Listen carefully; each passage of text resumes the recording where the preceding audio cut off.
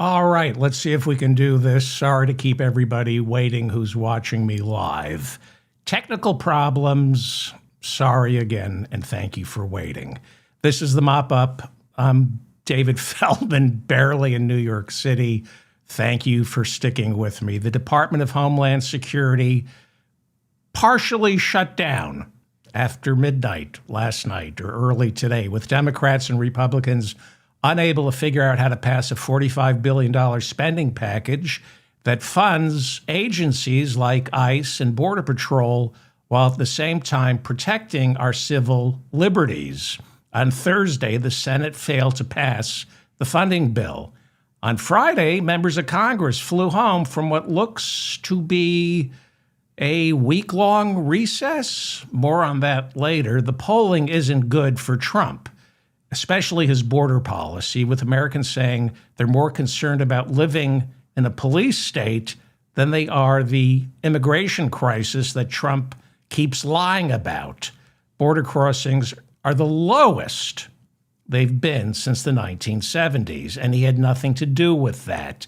Every study shows that immigration surges have nothing to do with border enforcement. Immigration surges are controlled by external factors in Central and South America, like political, economic, or climate catastrophes that force people to flee their country.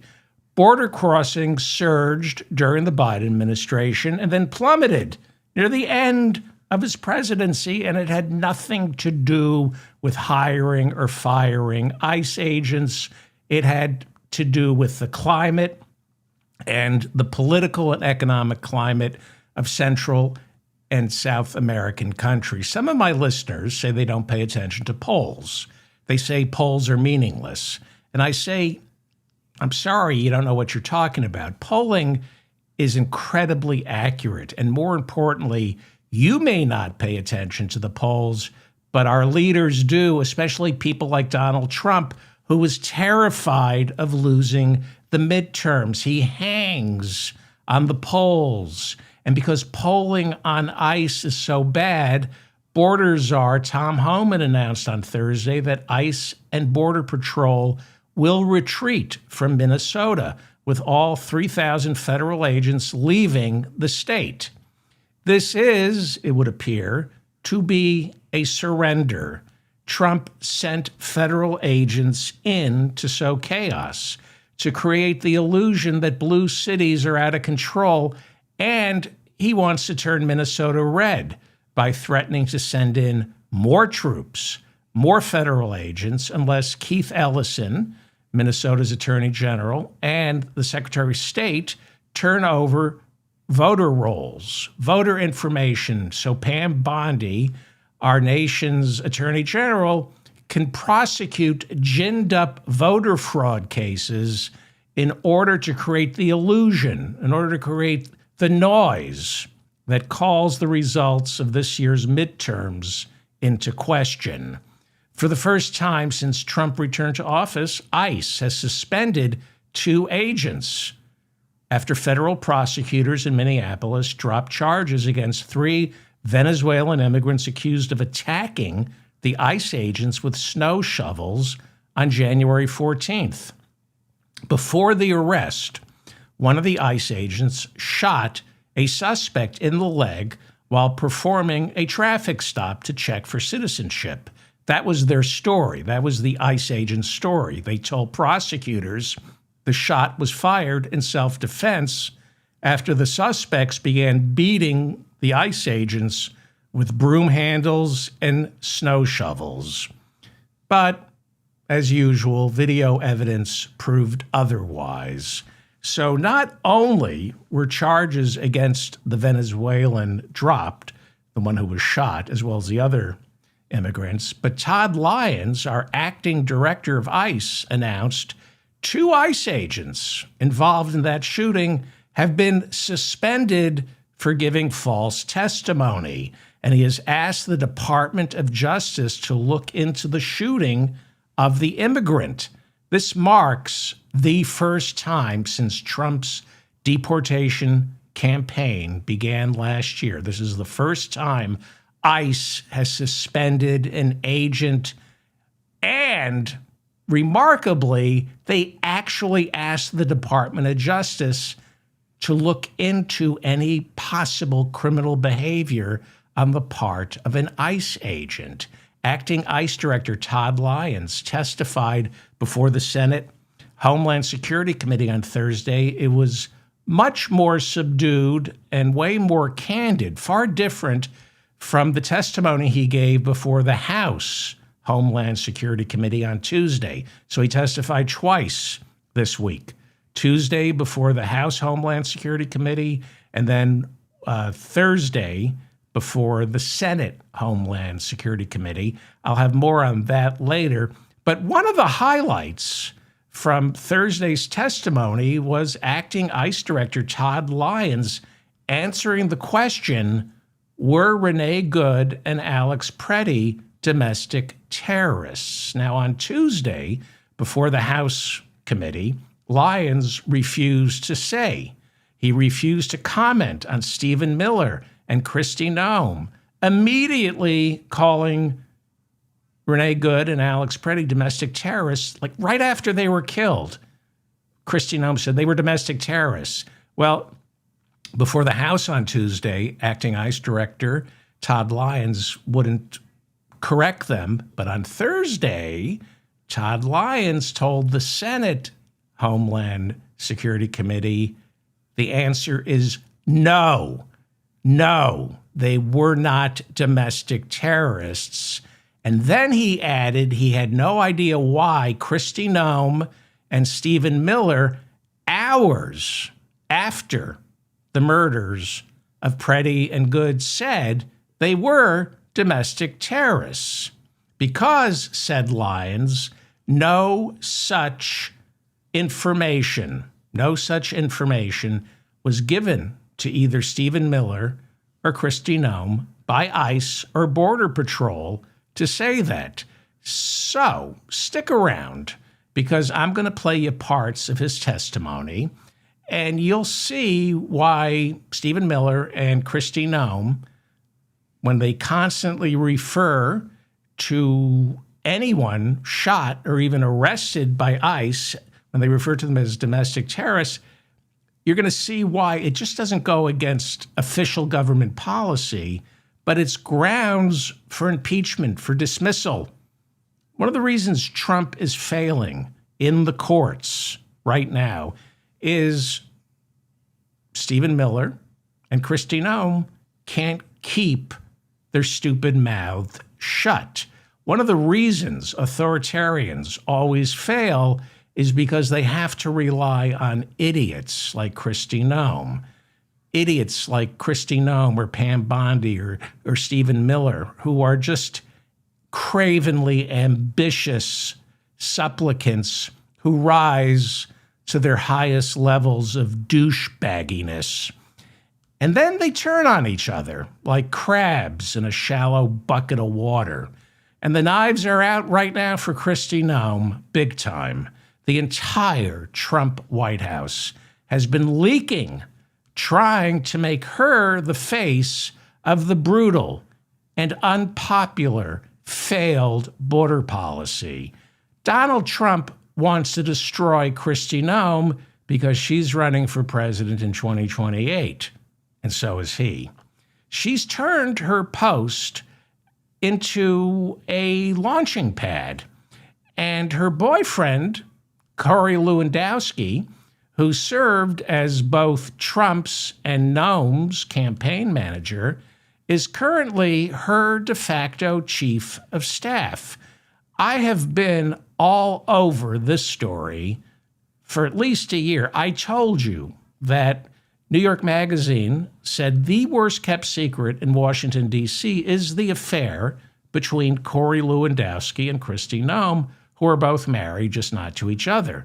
I've recounted Corey Lewandowski's storied history of getting charged with physical and sexual abuse of women. He's got a problem with women. He's not handsy, he's fisty with women.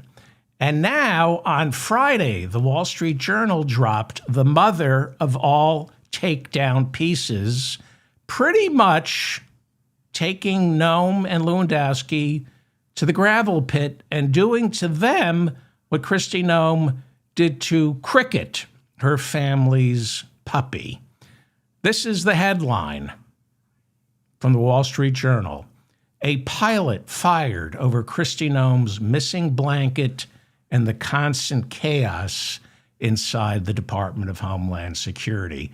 If you hate Kristi Noem and Corey Lewandowski as much as I do, you should read this article in the Wall Street Journal. Now, I thought I knew everything about the two lovebirds. Apparently, I don't. But I do have to give Kristi Noem some credit. At least she's not being destroyed by the Epstein files. I do respect someone who didn't need Jeffrey Epstein's help to disgrace themselves. Well, more on that later, but the Epstein files, or as I call them, the pedo files, and again, I asked around, nobody has come up with the pedo files. I thought that nobody is calling them the pedophiles, so I'm going to call them the pedophiles. And they keep getting worse and worse for Trump, and especially that bleached blonde crone he picked to be Attorney General, Pam Bondi. She is a crone. Well, so much to work from the pedophiles this week. Of course, my favorite pedophile, Howard Lutnick, the Wall Street billionaire who became Trump's commerce secretary. Howard Lutnick, is the anti-vaxxer who wants to replace the income tax with tariffs. That's because he's stupid, hideous, a pig, and a liar. And that's the good stuff about him. So I'm just going to keep playing this until he goes to prison. Here is Howard Lutnick telling the New York Post last year why he broke off all ties with his next-door neighbor, Jeffrey Epstein. I love this clip. It says everything. My wife and I decided that I will never be in the room with that disgusting person ever again. Oh, so I was never in the room with him socially, for business, or even philanthropy. If that guy was there, I wasn't going because he's gross. And that New York Post reporter is so turned on by Howard Lutnick. So the problem for Lutnick is lying comes way too easily for him. That's how you become a billionaire on Wall Street. On Wall Street, if you get caught in a lie, the worst that can happen is you have to pay a fine. You consider it the cost of doing business in an industry whose business model, according to Bernie Sanders, is fraud.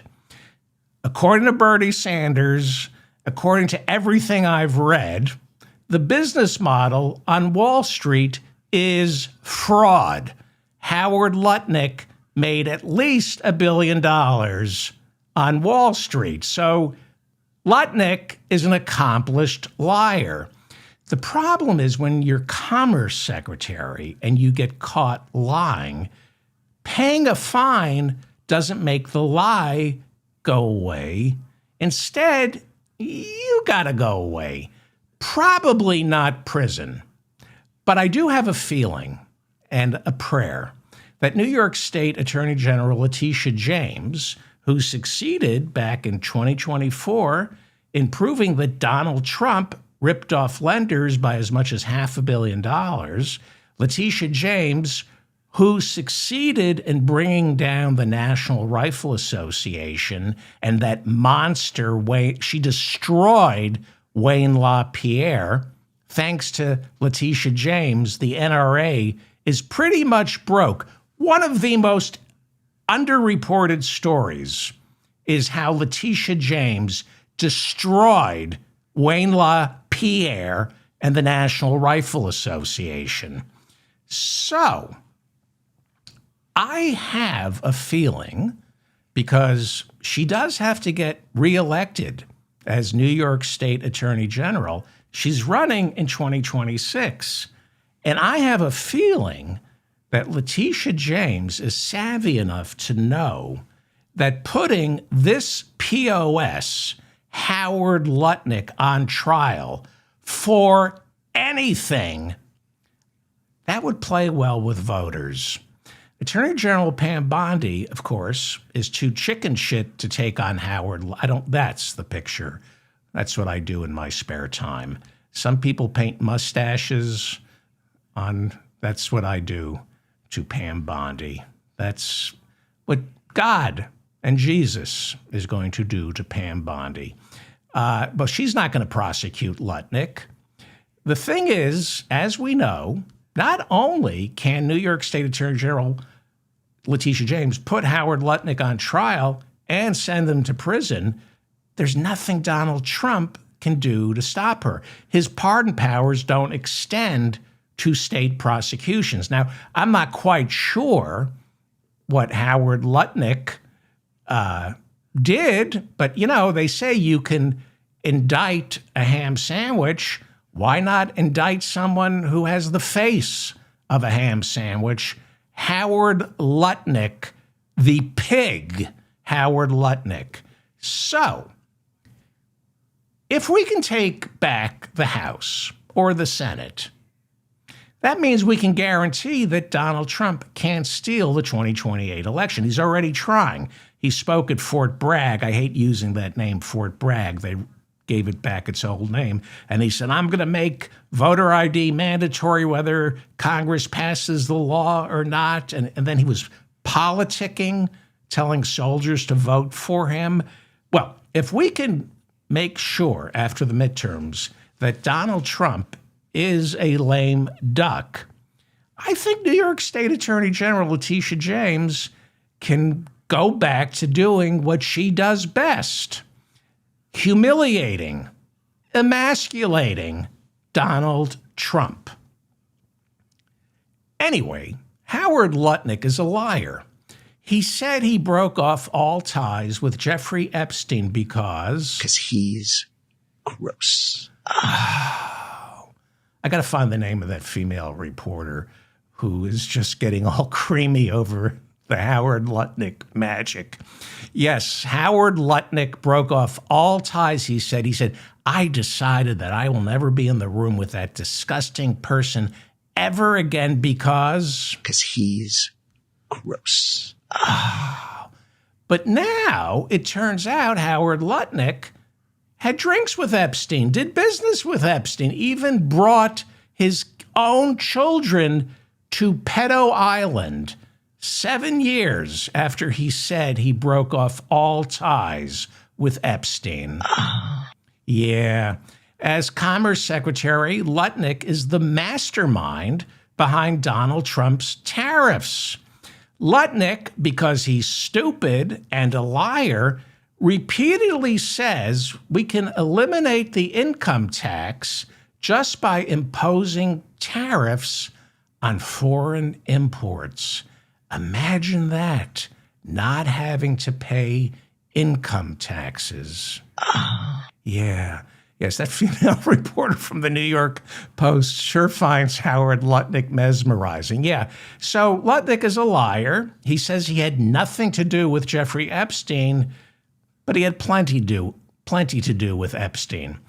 And he says not only can we replace the income tax with tariffs, he says foreigners pay the tariffs. Another lie. Tariffs are a sales tax on the American consumer. And in yesterday's New York Times, they have a story about how the Fed put together all the data necessary to prove tariffs are paid by American companies who then pass the costs along to whom? That's right, you and me, the American consumer. By some estimates, Trump's tariffs have cost Americans on average at least $1,000 extra on their purchases. Hang on for 1 second. What is that? Oh, that's a guy. What's going on in that picture? Oh, that's somebody shopping at Sam's Club.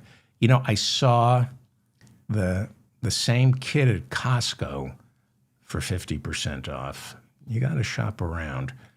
Yeah. Well, the pedophiles won't go away for poor Donald Trump. Welcoming Israeli Prime Minister Benjamin Netanyahu to the Oval Office on Wednesday, Trump wanted to celebrate all his accomplishments on the foreign stage. Like bringing peace to the Middle East, ending starvation in Gaza, convincing Putin to withdraw from Ukraine, getting Iran to comply with UN inspectors, and of course, all the peace in Yemen, to name just a few of his foreign policy accomplishments. But instead, the media didn't want to touch on all of Donald Trump's imaginary successes. Instead, all they wanted to talk about was Lutnick, Lutnick, Lutnick, Lutnick, Lutnick, Lutnick, Lutnick. This week, the big pedophile was Lutnick. He testified before Congress and admitted, yes, I kind of lied. I did go to Pedo Island with my kids, and I did have drinks with Epstein. So instead of being asked about all his accomplishments, Donald Trump had to talk about Lutnick.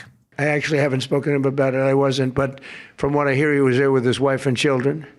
And I guess in some cases, some people were. I wasn't. I was never there. Somebody will someday say that. I was never there. No, you were never at Pedo Island. You would never bring your children to Pedo Island. Donald Trump doesn't have to bring his kids to Pedo Island. Here is divorced dad Donald Trump spending quality time with the very young Eric and 11-year-old Ivanka at the opening of the Harley-Davidson Cafe. Let's pan a little to see who else is in that picture. Can we do that? Oh, look at that. There's Jeffrey Epstein brushing up against 11-year-old Ivanka Trump. Yeah, Donald Trump, he didn't bring his kids to Pedo Island. He brought Pedo Island to his kids. That's what a rich and powerful man can do. Howard Lutnick is a piker. He had to go to Pedo Island so his kids could be exposed to a child molester. Donald Trump, he brings the child molester to his kids. That's power. So yeah, things don't look particularly good for Donald Trump. He turns 80 this June, and people always say somehow Donald Trump survives. He's Teflon. No, he doesn't survive. Yes, he hasn't gone to prison, but he doesn't survive. He goes bankrupt 6 times. And yes, he gets reelected president, but that's not survival. That's God torturing him. God is torturing Donald Trump the same way a cat keeps a mouse alive to torment it, to play with it, the same way Muhammad Ali told Sonny Liston to get back up after the Phantom Punch in Lewiston, Maine. God likes to slap Trump around. That's the joy. That God is 6 billion years old? At that age, who knows what his sex life is like. So, he likes to slap Donald Trump around. I spoke to Jesus yesterday, and I swear to you, this is absolutely true. Jesus said he's been visiting his dad at the nursing home. God's doing great, by the way, back on solid food. Can't keep his hands off the nurses. God loves voluptuous nurses, voluptuous male nurses. That's God's thing. He's just kind of humiliating for Mrs. God. But still the point is that I'm making is that Jesus and God were talking, and Jesus told me that God loves propping Trump up so he can smack him around again. You want him around to torture him. And think about what life was like for Trump the first time he left the Oval Office. God really did a number on him. the criminal, how many? 4 criminal indictments, a criminal trial where he was convicted, a civil jury trial where they said he sexually assaulted E. Jean Carroll. He forced to pay close to $100 million. He had to admit publicly that he had sex right after his wife gave him a son. He had sex with a porn star. Every possible humiliation. We learned that he's broke, that he ripped off lenders, that he can't run a charity in New York State. He didn't survive. What? Because he didn't go to prison? You call that survival? You call being an 80-year-old man having to be president of the United States so you don't go to prison? You call that survival? The only reason he ran for president again was to stay out of jail.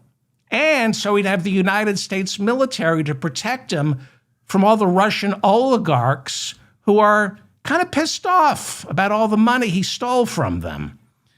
Think about it. Would you want to be pushing 80 and running from the law and the mob the way Donald Trump has to? It's like a really bad Hitchcock thriller, North by Northwest. The difference is you want the Cary Grant character to get caught. You want him to get caught before he can prove his innocence because he's not innocent. He's Donald Trump. He's guilty. He's not winning. He's not the wrong man being chased. He's the right man. And it's going to get really bad for him once again. That's God's plan, Mike Johnson. I spoke to Jesus, and he told me God's plan is to torture Donald Trump and you. That's what Jesus told me. Matthew Continenti is a conservative columnist for the Wall Street Journal. He's with American Enterprise, our friends at American Enterprise. They came up with Project 2025. And he has an opinion piece in the Wall Street Journal that pretty much reaffirms what Jesus told me. Continenti warns the price of gold is surging while Donald Trump's approval ratings, according to the Real Clear averages, sit at a dismal 42%, and that's being generous. He's got approval ratings in the 30s. These are the Real Clear averages, and they include some bogus Republican pollsters. So you got gold touching record highs because people don't feel too good about the economy. And that's why Trump's approval rating is hitting record lows. Continenti writes that since 1946, historical averages show that during midterms, presidents with approval ratings below 50, on average, will lose 37 House seats. As I keep reminding you, in the 2018 midterms during Trump's first term, Democrats needed to win 23 seats to flip the House. They won 40. And Nancy Pelosi became Speaker, and that's the gavel she pounded Donald Trump over the head with for 2 years, 2 impeachments. Remember how bad life was for Donald Trump once Nancy Pelosi became Speaker? This time around, the Democrats only need to flip 3 seats. They needed to win 23 seats in 2018. Now they need to flip 3 seats. Right now, because of vacancies, Mike Johnson, our Speaker, is working with a 1-seat majority in the House. Continenti in the Wall Street Journal writes that the enthusiasm gap between Republicans and Democrats is massive. And he quotes Steve Bannon saying to Trump, step up and do something. You have a massive lack of enthusiasm among your base because they're sitting there going, I'm just not feeling it right now. Yeah, they're not. Continenti cites 2 polls in his Wall Street Journal piece, one from Fox News, the other from CNN, and the results show Trump has succeeded in mobilizing the opposition.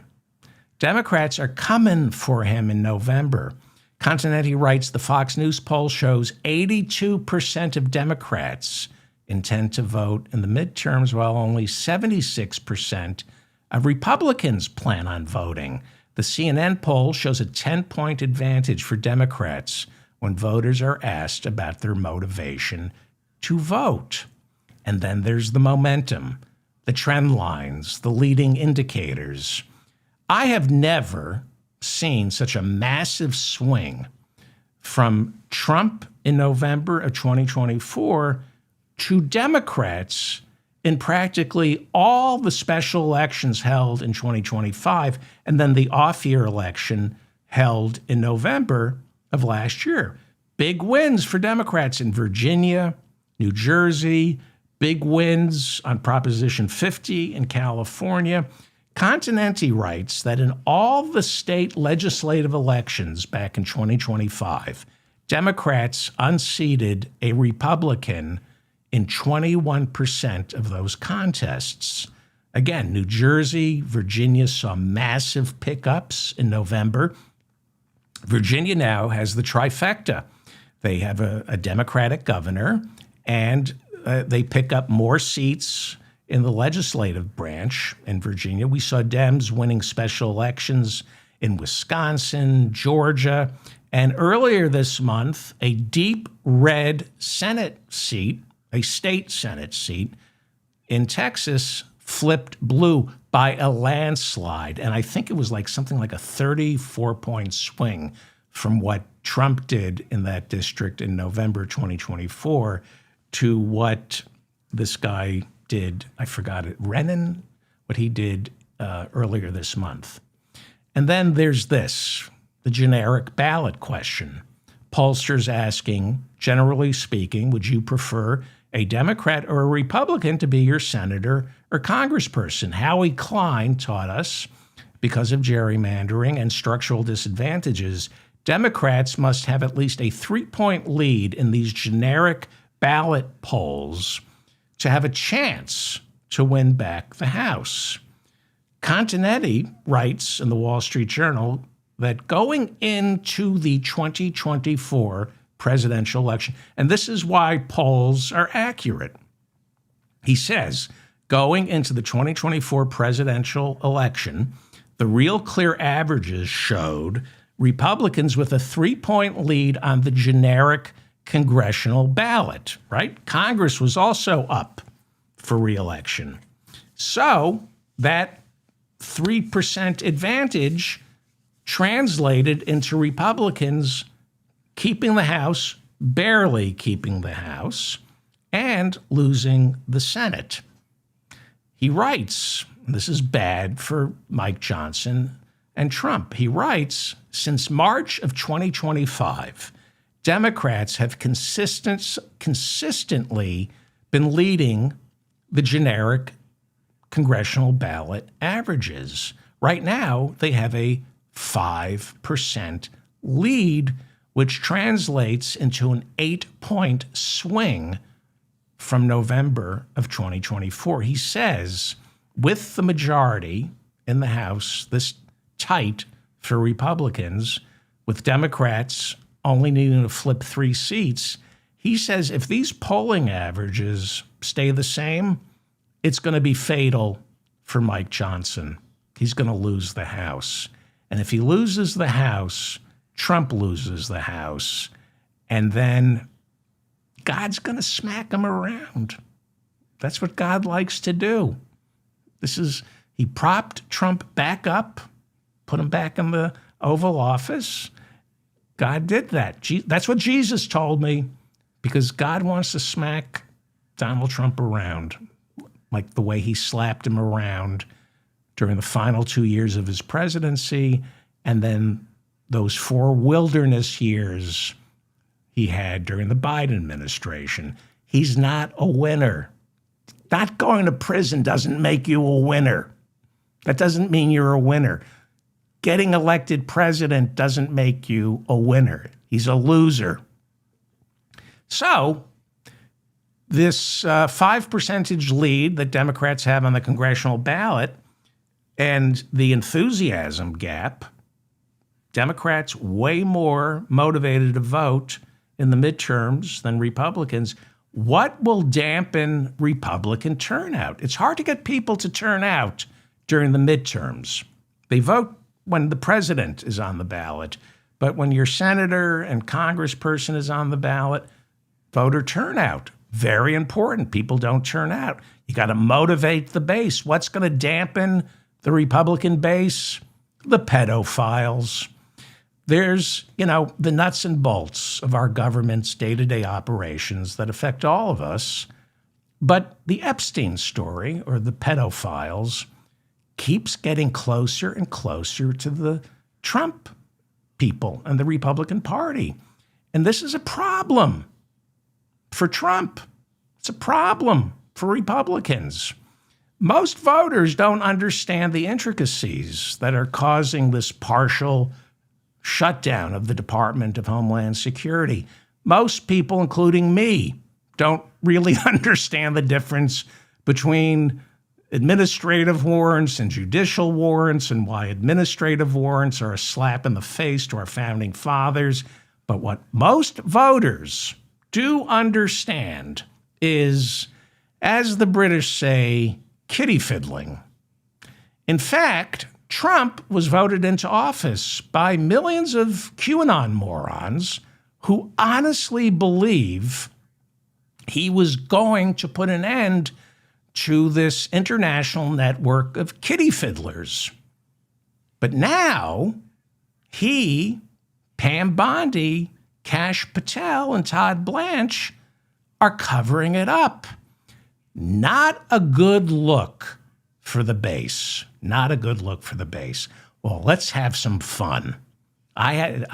This is going to be fun, okay? I got some really interesting stuff here. California House Democrat Ro Khanna co-authored the Epstein Transparency Act with Kentucky House Republican Thomas Massie. Now, since Monday of this week, all members of Congress have been granted access to supposedly unredacted documents from the Epstein files. The Transparency Act, which is a law that Pam Bondi must obey, it says you may not redact any of these documents unless it's to protect the names of the victims. Okay? She unredacted the names of the victims, but redacted the names of very powerful people. Okay? This is going to get really, and trust me on this. This is gold. And if they're not already talking about this, they're going to be talking about it on Monday. I promise you. So members of Congress have to go to the Department of Justice, where there are only 4 computers for them to sift through the Epstein files. And then someone, of course, from Pam Bondi's office is looking over their shoulder. Well, Ro Khanna posted this chestnut on social media. I saw this email. He just got back from the DOJ where he was looking through the Epstein files. He said, I saw this email at DOJ today. This is a political figure who shouldn't have been redacted. It's a direct violation of Thomas Massie and my Epstein Files Transparency Act. Well, let's read this redacted file, okay? It's to Jeffrey Epstein, February 3rd, 2016, subject, I beat Bush. Hi, Jeffrey. This is right after the Iowa caucuses of 2016. This is huge. This is getting way too close to the Oval Office. Hi, Jeffrey. I got more votes than Jeb Bush got in Iowa, and I only had 1 congressional district. He had 4! It's so funny to me, totally embarrassing to him. Still, I like Trump and might be a delegate to the Republican convention. Was in St. Thomas for a couple of days. did call the island but never heard back, went scuba diving off St. Jeff, and it was beautiful. St. Jeff would be Pedo Island. Would be totally funny, to me at least, if you put a big fake shark or statue under the water where the divers go. He meant to say statue, but he wrote statute, as in statute of limitations or statute.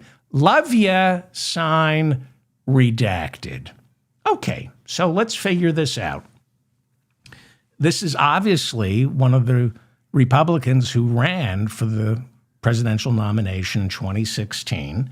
He says, I got more votes than Jeb Bush got in Iowa. And then he says, I still like Trump. So Trump didn't write this. He said, I got more votes than Jeb Bush, which means he didn't win Iowa. It's not Trump. It's not Jeb Bush. And it's not Ted Cruz. Let's look at who ran in Iowa in 2016. So it can't be Trump, and it can't be Ted Cruz because Cruz came in first, and then Trump came in second, and Jeb Bush, well, he came in sixth. So that means there are three people who could have written this email. It's either Marco Rubio, who came in third, Dr. Ben Carson, or Rand Paul.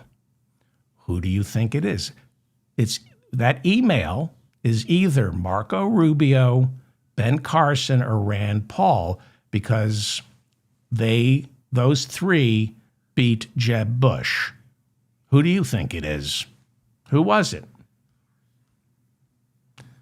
All right. I think it's then Florida Senator Marco Rubio writing to his part-time constituent, Palm Beach resident Jeffrey Epstein.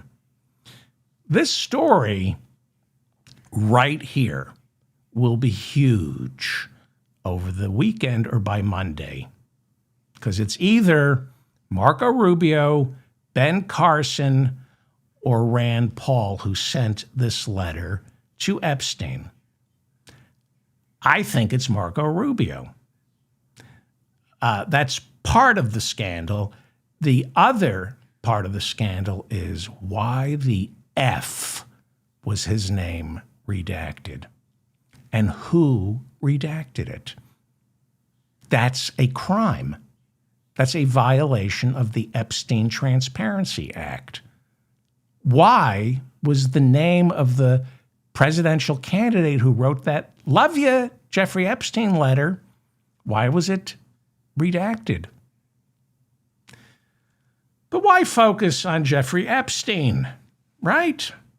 Once again, let's listen to Attorney General Pam Bondi testifying before the House Judiciary Committee on Wednesday, telling the Epstein victims in the room, I don't need to apologize. Why? Why don't I need to apologize? The Dow is over 50,000 right now. The S&P at almost 7,000. And the NASDAQ smashing records. Americans' 401ks and retirement savings are booming. That's what we should be talking about. We should be talking about making Americans safe. That's not what we should be talking about, okay? Or at least that's not what you should be talking about. Maybe you should be talking about the Dow hitting 50,000 if you're the Secretary of the Treasury or the Commerce Secretary or Chairman of the Federal Reserve, Pam Bondi. But you're the Attorney General of the United States, and you're covering up the biggest child sex trafficking scandal in American history. And that's the crime. You're part of the cover-up. You're part of the cover-up. What does the Dow have to do with the Attorney General's office unless you're prosecuting Wall Street charlatans, which you're not? Well, here's our Commander-in-Chief speaking to soldiers in North Carolina on Friday. These are soldiers stationed at Fort Bragg. They named it Fort Bragg again.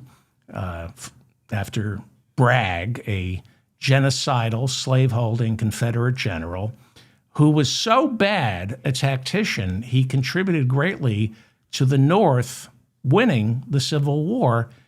Here is our commander-in-chief talking to the men and women who put their lives on the line to defend our nation. The men and women Trump wants to send into the streets of America to fight the enemy within, to round up you and me, if and when he invokes the Insurrection Act. Here is what he told our soldiers. Your 401ks are doing very well. I don't have to ask you. Is anybody doing poorly with their 401k? What a great commander-in-chief. How you doing? Asking soldiers. How's your 401k doing? Not, do you have enough weapons, protection? How's your 401k? That's leadership. Those were the exact same words of General Eisenhower on the morning of D-Day. That's what he said. Boys, check your 401ks. How are they doing? What is not wrong with Donald Trump? What is not wrong with him? Is there anything right with Donald Trump? Well, Pam Bondi, America's chief lie enforcer, didn't do well before Congress. And now even conservatives are calling for her head because, well, she's a woman. And we know how much conservative Republicans appreciate women who bite back the way Pam Bondi does. Pam Bondi was elected twice. Let's look at that. This is how I survive. That's Photoshop. That's, some people have hobbies. That's what I do. I spoke to Jesus, Pam, and this is what he's going to do to you. Trust me on this. I speak to Jesus all the time, and that's what he's going to do to you. Anyway, Pam Bondi was elected twice as Florida's Attorney General. When several state attorneys general formed a consortium to file a civil lawsuit against Trump University, Bondi was about to go in, and then she bowed out just days after receiving a campaign donation from the chancellor and dean of Trump University, Donald J. Trump. Yes, there was once a Trump University because Donald J. Trump is so smart. The J stands for genius. That's how smart he is. I've been doing that joke since 2015. That's my favorite joke. Bondi's first term as Florida Attorney General began in 2011. That was 2 years after Jeffrey Epstein was released from a Florida jail after arranging that sweetheart deal to only serve time for soliciting an underage prostitute. Now, we all know he really didn't go to jail. He was allowed to go home during the day. He only had to sleep in the jail. That was the sweetheart deal that Ken Starr, the Whitewater prosecutor, that was Jeffrey Epstein's lawyer back then, Alan Dershowitz, Epstein's lawyer, they arranged the sweetheart deal. That was the deal. They convinced this guy, Alexander Acosta, the federal prosecutor in Florida, they convinced him not to lock up Jeffrey Epstein for life, even though there was enough evidence back then to put him away. But Alexander Acosta agreed not to prosecute. Promises made, promises kept. He ended up serving as Trump's labor secretary. And then when this sweetheart deal came to light around the time that Epstein was found dead, Alexander Acosta, labor secretary, was out of a job.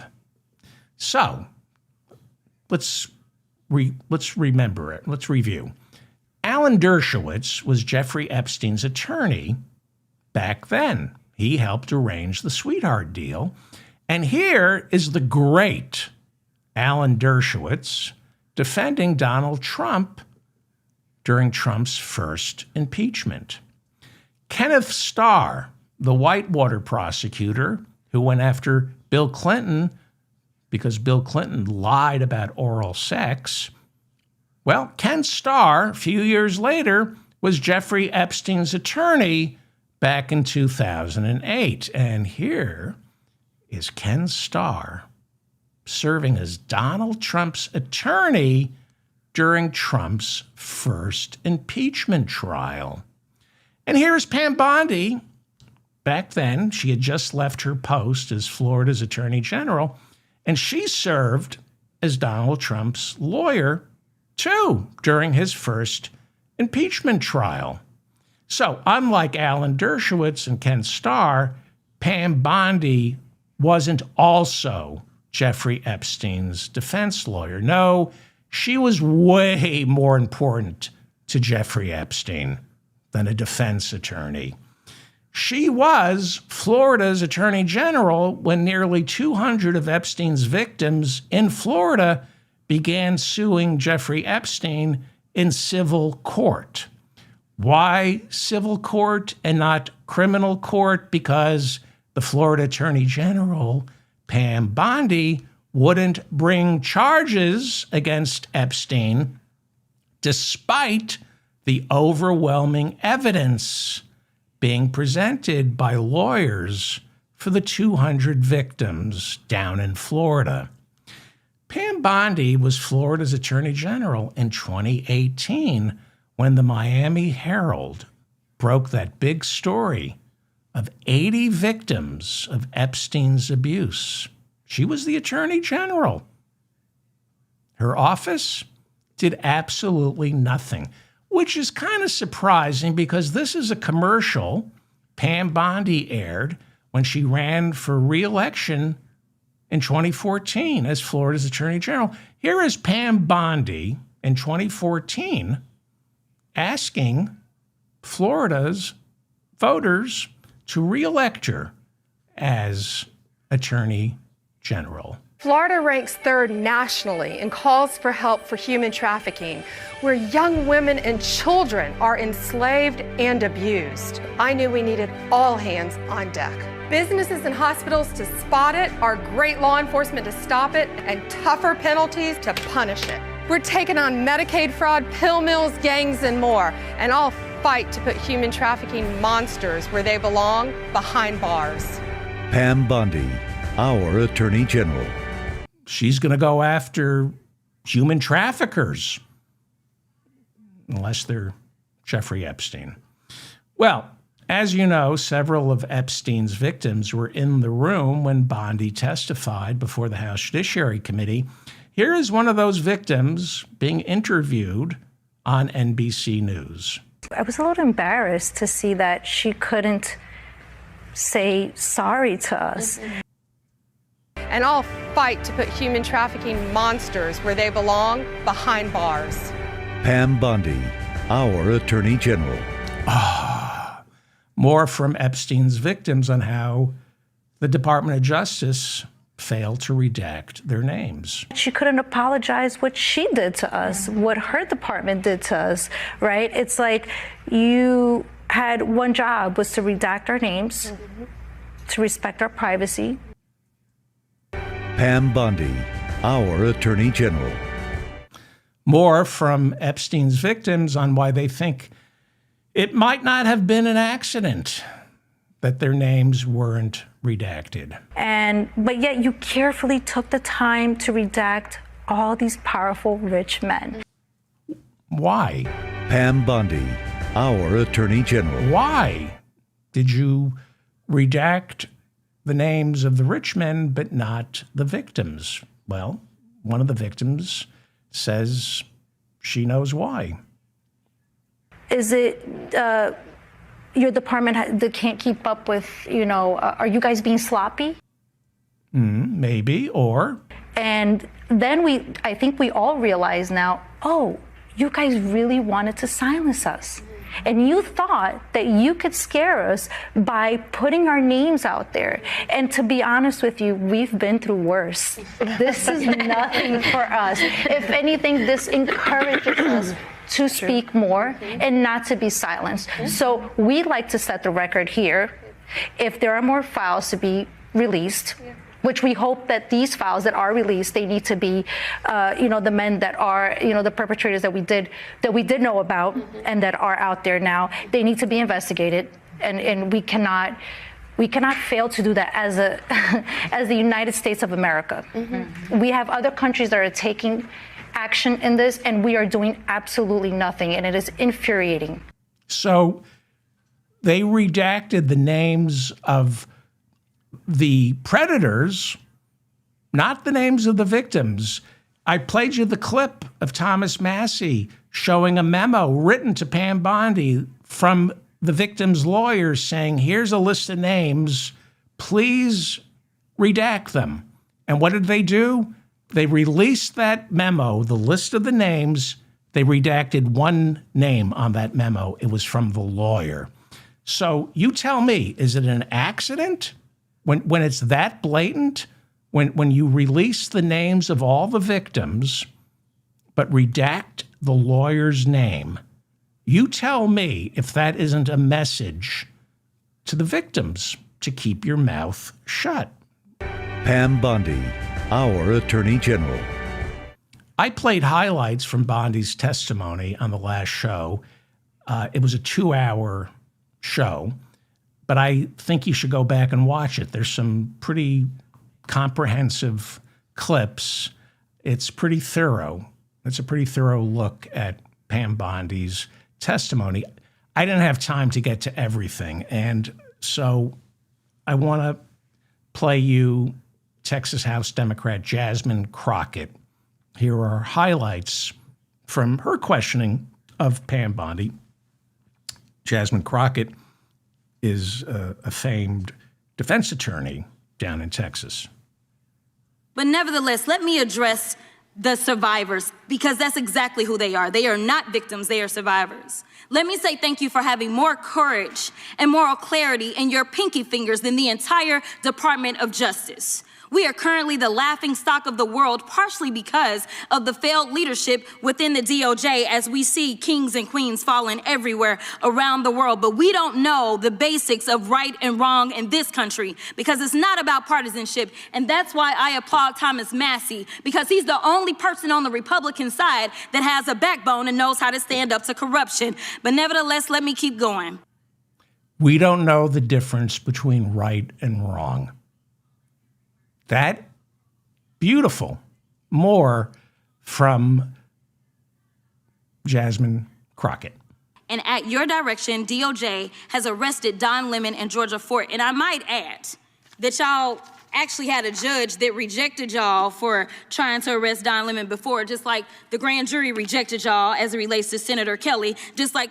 Oh, let me go back. I'm sorry. I hit the wrong button. I got so excited. And at your direction, DOJ has arrested Don Lemon and Georgia Fort. And I might add that y'all actually had a judge that rejected y'all for trying to arrest Don Lemon before, just like the grand jury rejected y'all as it relates to Senator Kelly, just like a grand jury rejected y'all as it relates to Senator Slotkin, just like the case against Tish James was dismissed and the case against Mr. Comey was dismissed. I completely don't get how it is that you're sitting at the top of DOJ, because you don't seem to be good at your job.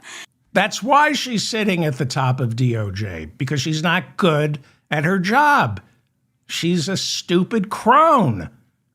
Donald Trump can't be around anybody with ethics, morality, talent, or smarts, because they won't work for him.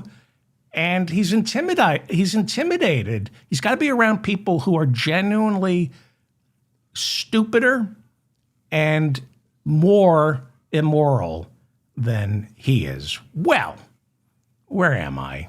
Do we have more? Yes. Go ahead, Jasmine Crockett. Now, I'm not saying that the president is a pedophile, but there is a lot of evidence in these files that suggests that he's very close friends with a lot of men who are pedophiles. What's crazy about all of this is just that this is a big cover-up. And this administration is engaged in it. In fact, this administration is complicit. That is true. Now, on the last show, we talked about Bondi's burn book. Instead of answering any questions about Jeffrey Epstein with the victims in the room, instead of apologizing to the victims, Bondi sat there thumbing through her burn book so she could ask Democratic members of Congress about violent criminals from their own congressional district. The message was, you're so busy talking about Jeffrey Epstein, why aren't you prosecuting this violent criminal from your own district? Well, the problem is those Congress people you're talking to are not prosecutors. They're members of Congress. So this is her burn book. It's a close-up of Bondi going through her burn book, looking for various files she has on each Democratic member of Congress. The problem is Congresswoman Jasmine Crockett is an attorney, and like the rest of the Democrats, they were completely prepared for Bondi's burn book. Watch this burn. And I will be brief to give you your time, Congressman. This is what she didn't want to talk about. Texas, from Cuba, convicted, homicide, arson, weapon offense. Convicted. You know, So what we Estrada, talking about? Convict Texas, some of these convicted, perpetrators that homicide. rape these women that are Chairman, sitting time behind you, time that belongs you to the refuse gentleman to from even acknowledge Kansas. they are here. Time belongs to the Texas. gentleman from Kansas. It was great. There was a lot of great burns on the burn book. Jared Moskowitz and Jamie Raskin. It was humiliating. I mean, she made a fool out of herself. But, you know, look, Trump makes a fool out of himself, and he gets I don't know how stupid and immoral the American voter is. One would think this would be the end of Bondi and Trump, but the American voter, at least almost half, pretty stupid. So that burn book is really coming back to haunt Bondi in more ways than she can imagine. Photographers were able to take pictures of what exactly was in the burn. She's such an idiot. She can't keep the Epstein victims' names secret, and she couldn't even keep her burns hidden. What we now know from her burn book is that when members of Congress go to the Department of Justice to pore through unredacted Epstein files, Bondi, because she's part of a massive cover-up and intimidation campaign, she is making sure to keep a record of the search history of members of Congress as they're going through the Epstein files. This is an actual photo from Bondi's burn book that she accidentally held up, and it contains Washington House Democrat Pramila Jayapal's search history when she was going through the Epstein files. Why? Why is Pam Bondi, with all that's going on, why is the Attorney General of the United States keeping track of what members of Congress search for in the Epstein files? Why? Are these members of Congress supposed to be ashamed of what they're looking for in the Epstein files? Like, it's, I don't want anybody to see my search history on Pornhub. What is it?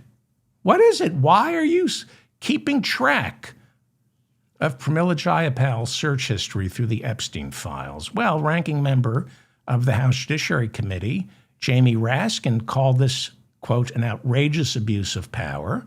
He called it Orwellian, and he warned the Justice Department, now that you've been caught monitoring our searches through the Epstein files, you better cut it out. Pam Bondi, our Attorney General. Catherine Rumler was White House counselor to President Obama. She was on the short list in Obama's second term to be nominated for Attorney General. When she decided against it, Jeffrey Epstein helped her draft the letter to Obama's nominating committee, thanking them for considering her for Attorney General, but I'm afraid I just can't. Well, she turned out to be giving Epstein legal advice up until his death. She called him Uncle Jeffrey. She called him the older brother she never had, who showered her with $50,000 plane seats to Europe, Prada bags, shoes, and other goodies. For the past 6 years, she has been the chief legal counsel over at Goldman Sachs. They're the Wall Street trading firm that helped destroy our economy back in 2008. They were shorting the economy while telling people they were advising to go long on the economy. But nobody went to prison. When Obama was president and she was chief White House counsel, they didn't prosecute any of the bankers who crashed our economy. And wouldn't you know it, she got a job at Goldman Sachs. Well, because of her appearances in the Epstein files, Kathleen Rumler on Thursday announced she is stepping down. What, you can't fire? Goldman Sachs can't bring themselves to fire their chief legal counsel when she's been discovered being too close to Jeffrey Epstein? You got to pretend she's resigning? But trust us with your money. That's what Goldman Sachs is saying. Trust us with your money. But Kathleen Rumler is retiring. We don't have the decency to fire her for her associations with Jeffrey Epstein. There are 6 million documents in the Epstein files, and every day reveals one more atrocity, one more cover-up, one more rich and powerful individual too close to Epstein. Now, as you know, I never thought it would get as close and as bad as it has gotten for Donald Trump. I always said, I hope it destroys him politically. I hope the Epstein files make a third term impossible. It's starting to feel like his core base, the people who genuinely believe he was sent to D.C. to clean out the pedophiles, it's starting to feel like those people are realizing he, Bondi, Kash Patel, Todd Blanche are covering up practically everything in these files. So it's not just about who had sex with a minor. It's about who knew about the sex with minors. It's about people's judge of character or lack thereof. It's about their judgment. Do I think Howard Lutnick or Bill Clinton did anything sordid with children? No. I really do. I hope not. I don't think they did. The problem is their willingness to look the other way. Their willingness to forgive Epstein for his first conviction and then go to his apartment, see the general energy of the room, the girls, the massage tables, the soap shaped like penises, young girls, just the general creepiness, and they still went back for more. That's what should destroy all these people. It doesn't matter whether or not, it does matter if they abused any of these women, but the fact when Howard Lutnick says, I went to Pedo Island, but I did nothing untoward, you brought your children to Pedo Island. That's untoward. It shows a complete lack of judgment. I'm going to play Howard Lutnick again because it's to me, it's ASMR. It's everything you need to know about these, let's call them people, to be generous. Howard Lutnick, this pig, knew in 2005, okay? But he still took his children to Pedo Island in 2012. 7 years later. He did business with Epstein. 7 years later, he was having drinks with Epstein. 5 years later, he was chasing Epstein. His wife, Allison, sending emails to Jeffrey. We want to come to Pedo Island. We're bringing our kids. So again, Lutnick, I believe, and Clinton, all these men and women on a daily basis are surrounded by so many morally reprehensible people. They're surrounded by so many criminals who get away with it that they have no judge of character.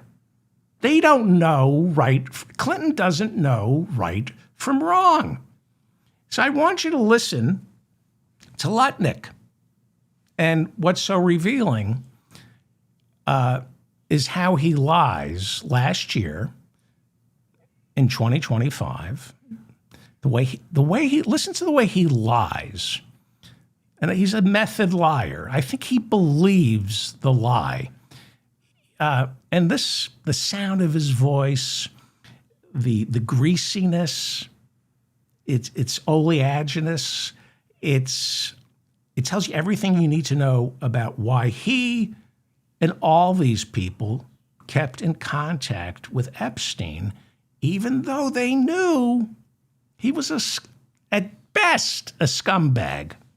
He's a monster. They're all corrupt. And they figure, who am I to judge? That's what they think. Who am I to judge? Listen to this. It's a little long, but it's the Rosetta Stone. He was your neighbor for 10 years. How well did you know him? All right. So we are in number 11 and he lives in number 9. Right. So we renovate, we buy our house, and our house is pigeons and mice. Right. Okay. It was derelict. Right. So we rebuild our house. We move in 2005. Okay. Jeffrey Epstein is arrested in like 2008, I think, or something like that. Right. So knock on the door. His assistant on like a Saturday says, Mr. Epstein, your neighbor would like to invite you over for coffee. So my wife and I go next door. We walk the 7 steps, yes, right, to the next house for coffee. We share a wall. Right. So it's in New York City. So he invites us in. We have coffee in this, and he says, do you want a tour? We said, great. Interesting. He's got a really big house. Every room you went into? He's got, well, I'll tell you. So his house is like super big, really wide. And, so he gives me a tour in the living room, big living room. And then across from it is double doors. I assume it's the dining room. Yeah. And he opens the doors and there's a massage table in the middle of the room. Ooh. And candles all around and stuff. So I ask very insightful, cutting questions. I say to him, massage table in the middle of your house? How often do you have a massage? And he says, every day. And then he gets weirdly close to me. Ooh. And he says, and the right kind of massage. Ooh. Now my wife is standing here. So she looks at me and I look at her and we say, I'm sorry. We have to go. And we left. And in the 6 or 8 steps it takes to get from his house to my house, my wife and I decided that I will never be in the room with that disgusting person ever again. Oh, so I was never in the room with him socially, for business, or even philanthropy. If that guy was there, I wasn't going because he's gross. Oh. That was last year. He had just been appointed, and the Senate approved him as Commerce Secretary. And he's just lying. And he knows he's lying. And he's just greasy. He's a greasy pig. And that's how you amass $1 billion on Wall Street, selling paper to fools. Because if you're stupid, he's convincing. That's a convincing, he's moral. Even for philanthropy, the ultimate sacrifice. I don't even want his money for philanthropy. I mean, he's really good at hitting the spots in the lie. Tom Homan is our border czar. There's a tape of him accepting $50,000 in cash from an FBI undercover agent. Pam Bondi killed the prosecution. It started with the Biden Justice Department, and Pam Bondi and Kash Patel killed it. I want to hear the tape. I want to know what this homunculus, Tom Homan, did with the $50,000. He doesn't want Democrats regaining control of Congress. He certainly doesn't want Gavin Newsom gaining control of the Justice Department. Homan announced on Wednesday he was pulling out of Minnesota. He lied. They all lie. He said, mission accomplished. He said, we're done here. I've convinced the governor and the attorney general of Minnesota to cooperate with ICE. Of course, that's not true. And the governor, Tim Walz, immediately said that wasn't true. Because, you just can't say we surrender, we lost. Democratic Senator from Minnesota, Tina Smith, said Homan pulled out without any concessions because we showed them exactly how to stand up to bullies with strength, dignity, and peace. But this drawdown won't make torn apart families whole again.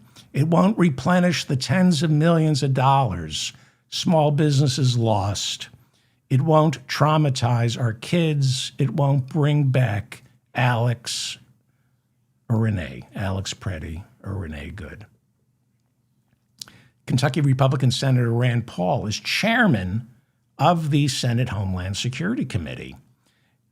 That is the committee in the Senate that provides oversight over the Department of Homeland Security to make certain money isn't getting wasted, but also to ensure that our civil liberties are not being violated.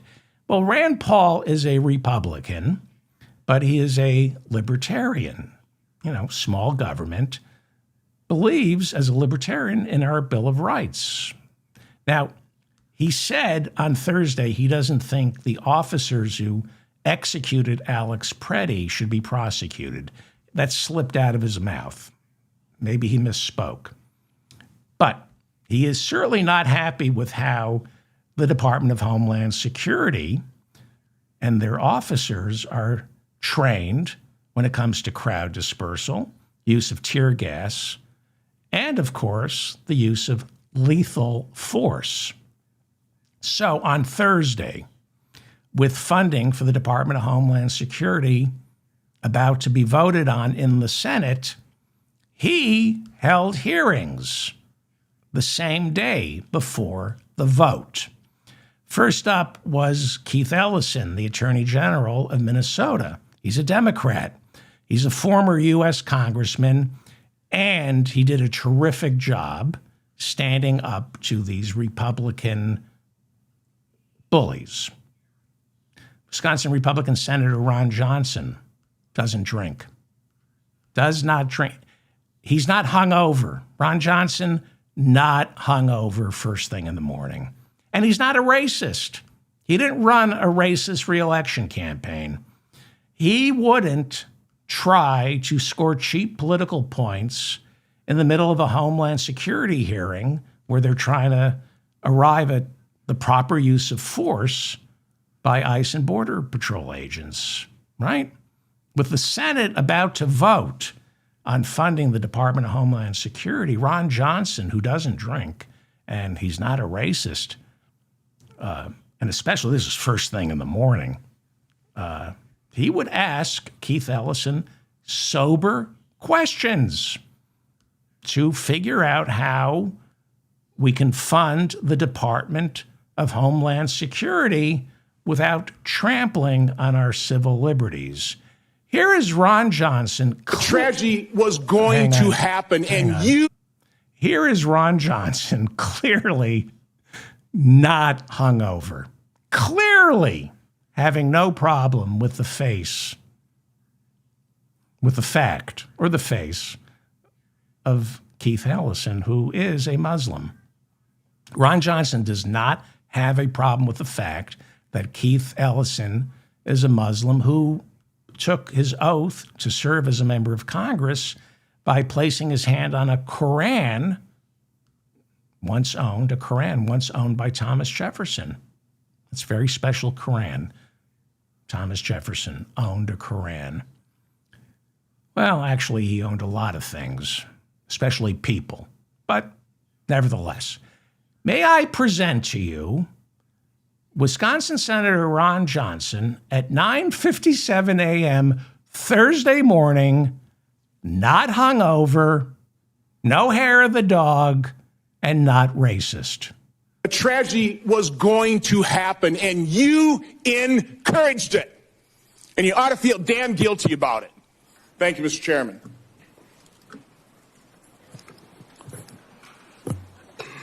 Yeah, sit there and smirk.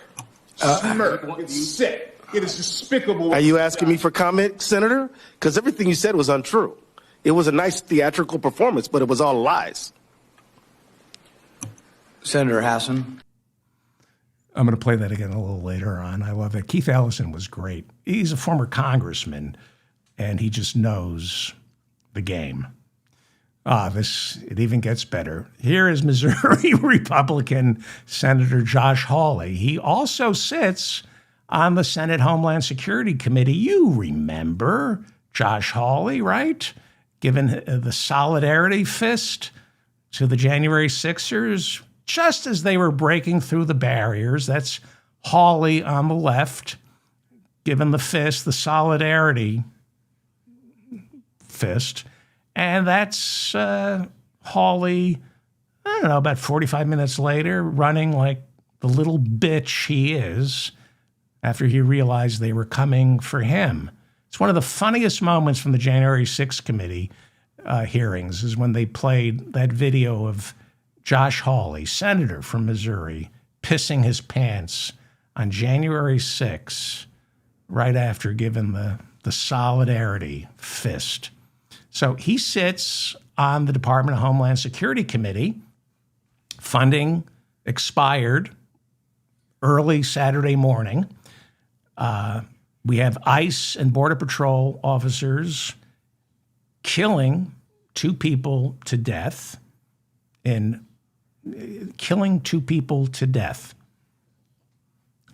about just killing two people, shooting two people to death? We've got ICE and border agents trashing the Constitution. This is Thursday. We got the big vote coming up later that day, Thursday, on whether the Senate is going to fund the Department of Homeland Security. So Senator Josh Hawley, he's got the Attorney General of Minnesota, Keith Ellison, in the witness chair, who can shed light on how we can improve the Department of Homeland Security. But Josh Hawley instead began foaming at the mouth, literally foaming at the mouth, demanding that Keith Ellison answer questions instead about the social services fraud in Minnesota. Pay attention to Josh Hawley's mouth. You did nothing for years. The only action you took is once all these fraudsters came to your office and asked you to get involved and offered you money, then you got involved. Then you took the money and then you got involved. They did not come to my office. You're completely wrong about that. You met with them for 54 minutes and you took $10,000 and they also gave your family money. They gave your family thousands of dollars in campaign contributions in addition to what they gave you. This is a false statement. Let's put this is completely untrue. The New York Post. Yeah, we know the New York Post. Minnesota Keith Ellison, AG, accepted campaign donations from individuals linked to the $250 million COVID fraud scheme after they were in your office. The donations came on December 20th. Sir, you met with them on December the 11th, and on January 20th, the FBI knocked over their headquarters. No. That's the sequence of events here. No, it's not. You've been right at the center of this fraud thing from the beginning, and you've enabled it. And sir, you should resign. And sir, you should resign. I was thinking the same thing about you. You should resign. I was thinking the exact same thing about you. God, I love Keith Ellison. He's great. He's great. Well, poor Josh Hawley, foaming at the mouth like a rabid dog. Well, he was foaming at the mouth. Pretty disgusting, stomach churning. Luckily, an aide wiped the senator's lips clean, and he resumed his questioning. This is outrageous. Acknowledge loud as out there. Oh, guys, we're not in this. Whoa, whoa, whoa. Fuck this. This is no. That would be AI. Kind of stupid. You know, the AI, it's like, anybody can do it. You just run it through a program. But anyway, kind of fun. Anybody can do it. They have all these programs now. You think you're being clever and stuff. But it is fun. All right. I will get to Senator Rand Paul's questioning in a second. So you saw Keith Ellison, the amazing Attorney General of Minnesota. He was, according to Republicans, a hostile witness. And by hostile, black.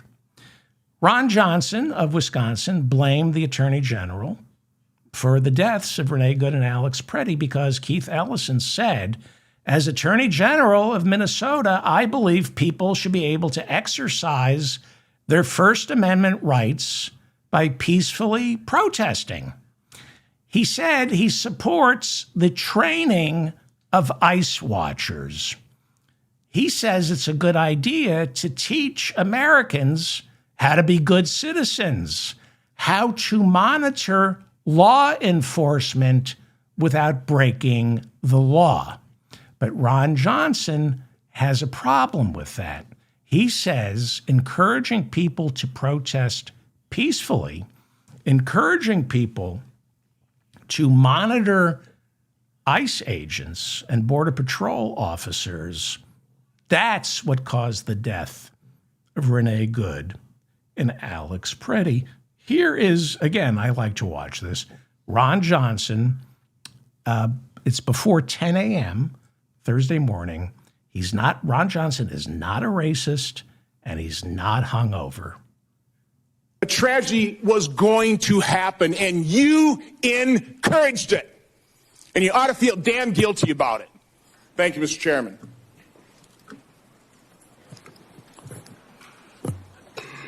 Yeah, sit there and smirk. Smirk. It's sick. It is despicable. Are you asking me for comment, Senator? Because everything you said was untrue. It was a nice theatrical performance, but it was all lies. Senator Hassan? Yeah. Ron Johnson, not hungover, not racist. Doesn't have a problem with a black man serving as the Attorney General of Minnesota, who also happens to be a Muslim. Does not have a problem with that. Well, Keith Ellison, he's amazing. And so is Minnesota. I've always loved Minnesota. It's one of my if people close to me know how much I love Minnesota. So, I love Minnesota. Keith Ellison is amazing. And so is Ohio douchebag Republican Senator Bernie Moreno, a former car salesman turned senator. This is his first job in politics. Moreno, he too sits on the Homeland Security Committee. And just like Josh Hawley, he's concerned about the security of our homeland. Here is Bernie Moreno asking a question that clearly has nothing whatsoever to do with the fact that Minnesota State Attorney General Keith Ellison is a practicing Muslim. This has nothing to do with Keith Ellison's religion. Will you condemn Louis Farrakhan's comments saying that Judaism is a dirty religion? You know, sir, I thought I was coming here to talk about immigration policy. That was a layup question, by the way. No. I thought I was talking about immigration policy. I didn't know that we were going to be talking about all these matters. I mean, I'm reluctant to just sort of, I mean, we already had one thing where we didn't mention immigration policy at all. I'm fine with you asking about questions around asylum and things like that. That makes a lot of sense to me. But now we're going off in all kind of different directions. I think there should be some scope to this hearing. And so thank you for your interest. And we both share a need to condemn anti-Semitism. A few of my colleagues have gone over time, Mr. Chairman. So I find it disgusting that we would have a witness who's the Attorney General of a state that will not condemn the fact that somebody said that Judaism is a dirty religion. The fact that we have a witness of that low caliber here before the United States Congress is an insult to this institution. Yes, that's the insult to this institution, that it's a hearing on ICE and Border Patrol, and you're asking him, the Attorney General of Minnesota, what he thinks about Louis Farrakhan calling Judaism a gutter religion. How old is Louis Farrakhan? What does that have to do with ICE agents killing 2 people in his state? Yeah. Well, it's interesting. Senator Bernie Moreno, big supporter of the Jews. It's interesting. Moreno had 0 to say when Politico exposed the anti-Semitic, literally pro-Hitler exchanges inside a chat room run by Kansas Young Republicans. Bernie Moreno said nothing. Moreno had nothing to say about the New York Young Republican group after Politico discovered the people running the chat rooms for the Young Republicans in New York were not only using the N-word, they were celebrating Hitler. They were saying, "I love Hitler," joking about gassing Jews. Moreno is the senator from Ohio. J.D. Vance used to be a senator from Ohio before Trump picked him as his running mate. When J.D. Vance was asked about the anti-Semitism running rampant among young Republicans, especially in chat rooms, and their love for Nazi Nick Fuentes, Vice President J.D. Vance insisted there's no anti-Semitism. That wasn't anti-Semitism. Those chat rooms are not legitimate anti-Semitism. J.D. Vance said it's just young kids doing what kids do, making stupid jokes. As The Guardian pointed out, those young kids saying, quote, "I love Hitler," are anywhere between the ages of 24 to 35. Much older than my father when he shipped out to kill Nazis. Will Bernie Moreno, the senator from Ohio, condemn J.D. Vance brushing off anti-Semitic texts among young Republicans? Or maybe that has nothing to do with what the hearings were supposed to be about. Well, the purpose of the Homeland Security hearings on Thursday was to address the problem that is ICE and Border Patrol. Rand Paul is chairman of the Homeland Security Committee. He is not happy with what's going on. It's why Todd Lyons, acting director of ICE, Rodney Scott, the commissioner of U.S. Customs and Border Protection, and Joseph Edlow, director of U.S. Citizenship and Immigration Services, were asked to testify. Now, they testified on Tuesday before the House Homeland Security Committee. This was different. They testified before the Senate Homeland Security Committee. They need to provide answers about many things, about the shooting of Miramar Martinez, a United States citizen, 30 years old, shot 5 times by a Border Patrol officer in Chicago, last name Exum. She is now suing Border Patrol because Pam Bondi won't investigate. Body cam footage shows the Border Patrol officer, I believe his name is Charles Exum, Body cam footage now shows him ramming into her car, then jumping out of his van shouting, "Do something, bitch," and then firing 5 shots at her. Last time I heard, he's still on duty. Her lawsuit, her testimony before charges against her were dropped. Yes, she was arrested after surviving the gunshots. She was called a domestic terrorist by Tricia McLaughlin, the spokesperson for the Department of Homeland Security. Tricia McLaughlin said that Martinez aimed an assault weapon at the Border Patrol officer and then rammed her car into his, and he fired 5 shots in self-defense. But evidence presented at her hearing reveals, no, it was the Border Patrol officer who rammed into her. They claim she pointed an assault weapon at the Border Patrol officer. Video evidence proves there was no assault weapon being pointed at the officer. She did have a gun in her glove compartment. Never took it out, never pointed it at the Border Patrol officer. He never saw the gun. Do something, bitch. 5 shots. Do something, bitch. 5 shots. Reminds me of Jonathan Ross, who, after killing Renee Good, allegedly said, "effing bitch." The New York Times reporting that Gregory Bovino, the Border Patrol commander who ran Operation Midway Blitz in Chicago, where Ms. Martinez was shot, according to the New York Times, Gregory Bovino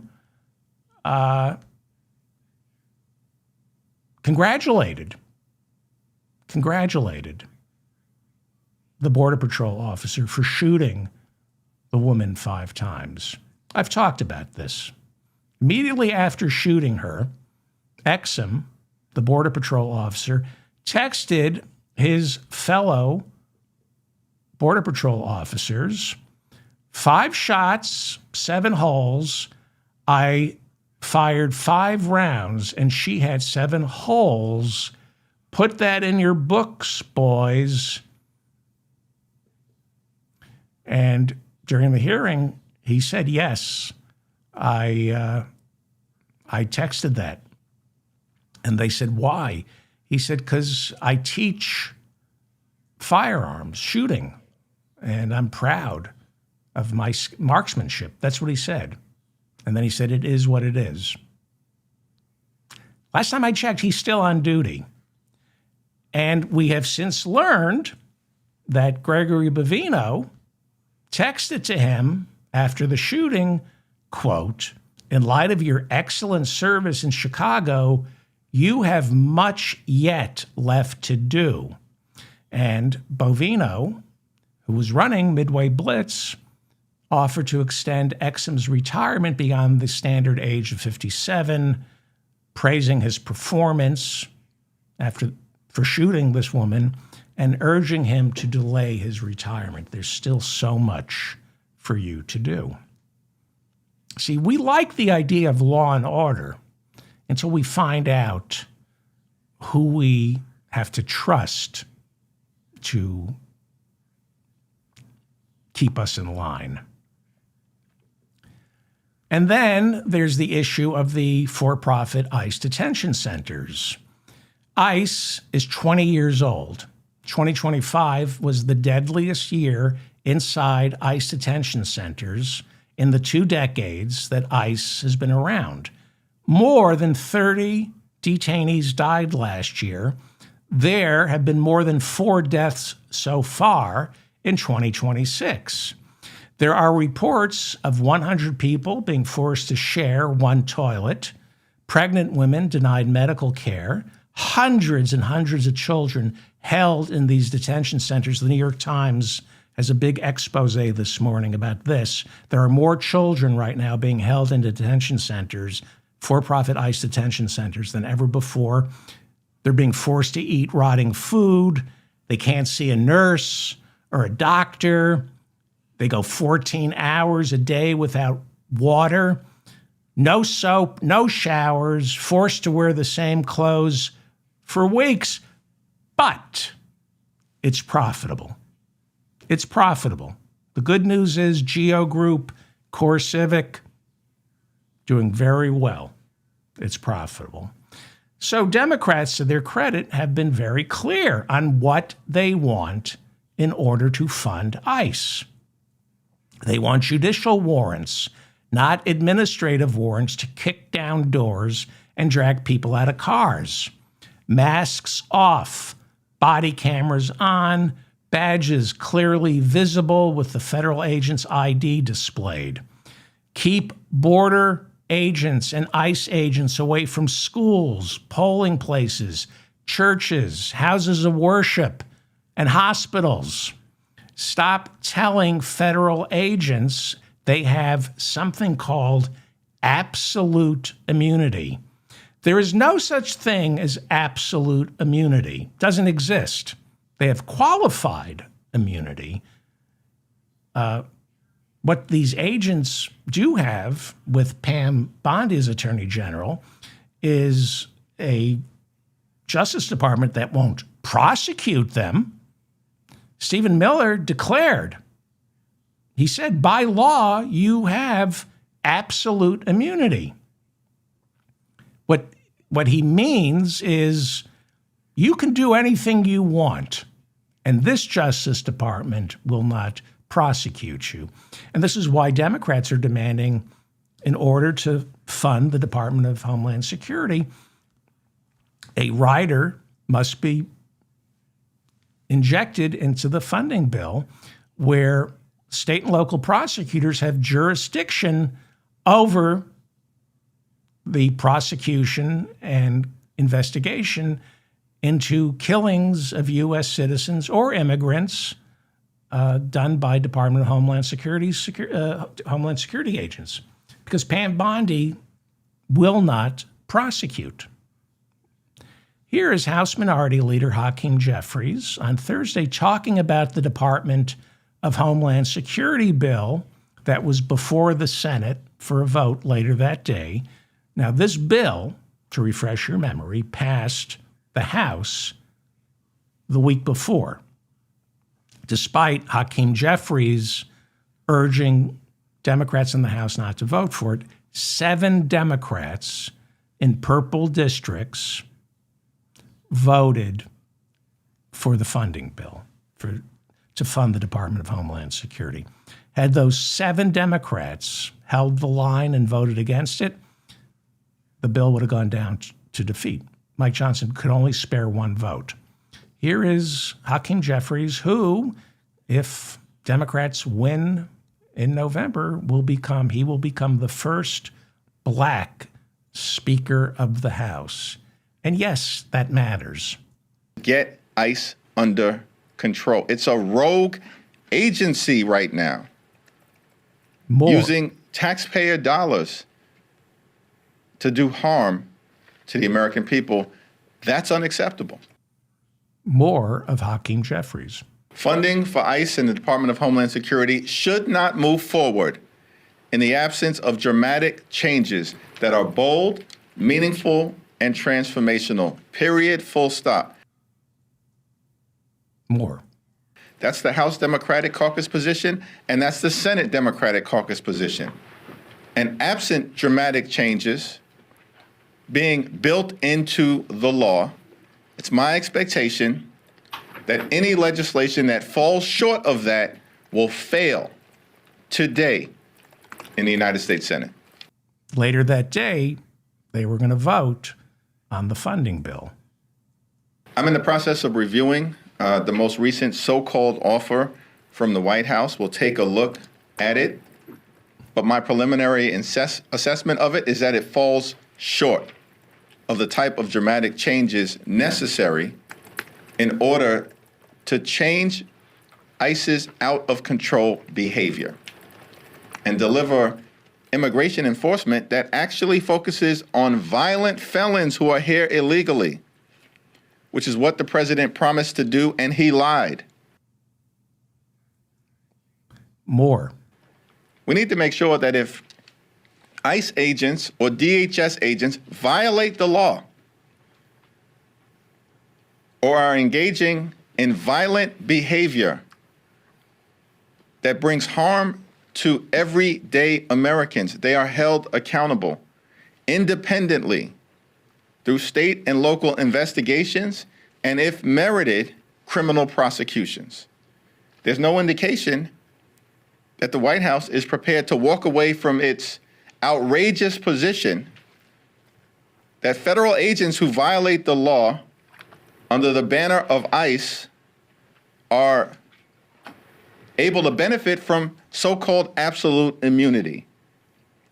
That's not America, where no one is above the law. And that administration position is incentivizing ICE agents to violently brutalize people in American communities with impunity, because the administration has told them they don't have to worry about ever being held accountable. That was early Thursday morning before the Senate voted on the funding bill for Homeland Security. Later that day, the bill to fund the Department of Homeland Security, which had passed in the House, died in the Senate. They needed 60 votes in the Senate to beat the filibuster. It passed 52 to 47, with just Pennsylvania Democrat Senator John Fetterman voting for it. This means right now the Department of Homeland Security is in a partial shutdown. What happens? Well, Congress is taking a break. You've just shut down the Department of Homeland Security. Congress, what are you going to do? We're going to take a week off. The Senate and the House is in recess all of next week. Monday is President's Day, so members of Congress aren't expected to come back to Washington until next Friday. Supposedly, that means they really don't reconvene until a week from this Monday.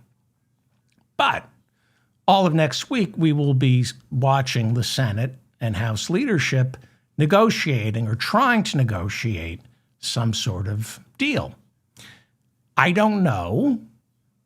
I think it's possible the Department of Homeland Security will be in partial shutdown for a while. I think both sides want to die on this hill politically. What it means, we're going to see massive delays at airports, especially in blue states, blue cities, because the Department of Homeland Security is run by Kristi Noem, who answers to Donald Trump, and he will punish blue districts. He will frustrate voters in blue districts, trying to convince them it's the Democrats who caused this shutdown. We're going to see supply chain disruptions, which will give corporate America another excuse to raise prices. They're going to say, hey, supply chain, it's the shutdown. It's not our fault. We have to raise prices. No, you don't. That means Trump can blame Democrats for inflation. Now, inflation is destroying the Republican Party's chances of winning possibly even the Senate in November. 90% of Americans in a recent poll say inflation, affordability, is a crisis. And we're now seeing some polls where American voters are saying Joe Biden was stronger on the economy than Donald Trump. Now you figured that out, you effing morons? You effing morons. You didn't know that Joe Biden left Donald Trump with the greatest economy in American history. Again, the economy only works for half of Americans. But by the yardsticks we use to measure the economy, Joe Biden delivered the best economy in American history. And Donald Trump declared we're in an economic emergency. tariffs. I'm declaring an emergency, and now I'm going to control the tariffs. By the way, the Supreme Court may come down with a ruling on the tariffs next week, most probably either next week or in 2 weeks. We'll see. We'll see. So remember, there's one big, beautiful bill, which was signed into law on July 4th of last year. It was a supplemental. I've explained to you what supplementals are. That means they gave Homeland Security close to $200 billion over the next 4 years. In addition to what Homeland Security gets each year, one big, beautiful bill gave them an additional $200 billion over the next 4 years. That's kind of a slush fund. The funding bill right now that's up for debate for the Department of Homeland Security is somewhere in the neighborhood of $65 billion. So it's why they call this $200 billion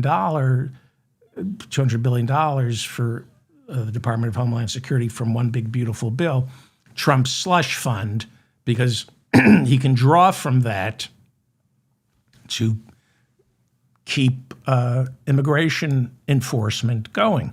Now, if it were up to me, I would refuse to pass the Department of Homeland Security funding bill. I would force the White House to spend the $200 billion from one big, beautiful bill given to Department of Homeland Security. If you want to fund Homeland Security, take it out of the $200 billion you gave to pretty much ICE, $40, $70 billion to create this network of for-profit jails and hire more ICE agents that we don't need. That's what I would do. But what do I know? Probably a lot. Midterms are in November. Democrats are being told polling shows this is the hill to die on. ICE, Border Patrol. They're being told this is a winning position, that Americans don't like what's going on in Minnesota. And Donald Trump, I suspect, is okay with all of this because he knows how stupid voters are. So, Donald Trump is a liar. He lied about FEMA in 2024 when the hurricane hit. Just lied and said they weren't providing to people in Georgia. And he will lie again. If, God forbid, something bad happens, he will blame FEMA's piss-poor response on the shutdown, even though FEMA remains fully funded. But Americans don't know that. Americans don't know that. Again, he can use that slush fund inside one big, beautiful bill to make sure red districts are taken care of and blue districts are punished. So, I should wrap it up. There's just so much going on. And if I don't get to it now, I'm never going to get to it. So if anybody is still here, I want to go over some stuff that I think will help you understand what this fight over the funding bill is about. I want to go back to the Senate testimony given by the heads of ICE and Border Patrol. John Thune is the Senate Majority Leader, Republican, and we've talked on this show about Democrats demanding ICE and Border Patrol agents only use judicial, not administrative warrants to kick down doors and drag people out of cars. I've tried to explain the difference between administrative and judicial warrants. I think this clip is going to help. So Connecticut Democrat Senator Richard Blumenthal sits on the Homeland Security Committee. And I pulled his questioning of acting ICE Director Todd Lyons on the subject of administrative versus judicial warrants. And if you watch this, I think you'll understand.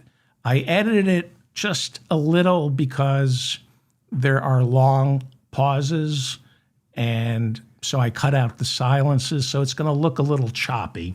But I think this clip will help you understand the difference between an administrative and a judicial warrant and how dangerous it is for ICE agents to kick open doors and drag people out of the car because they have a warrant from an administrator.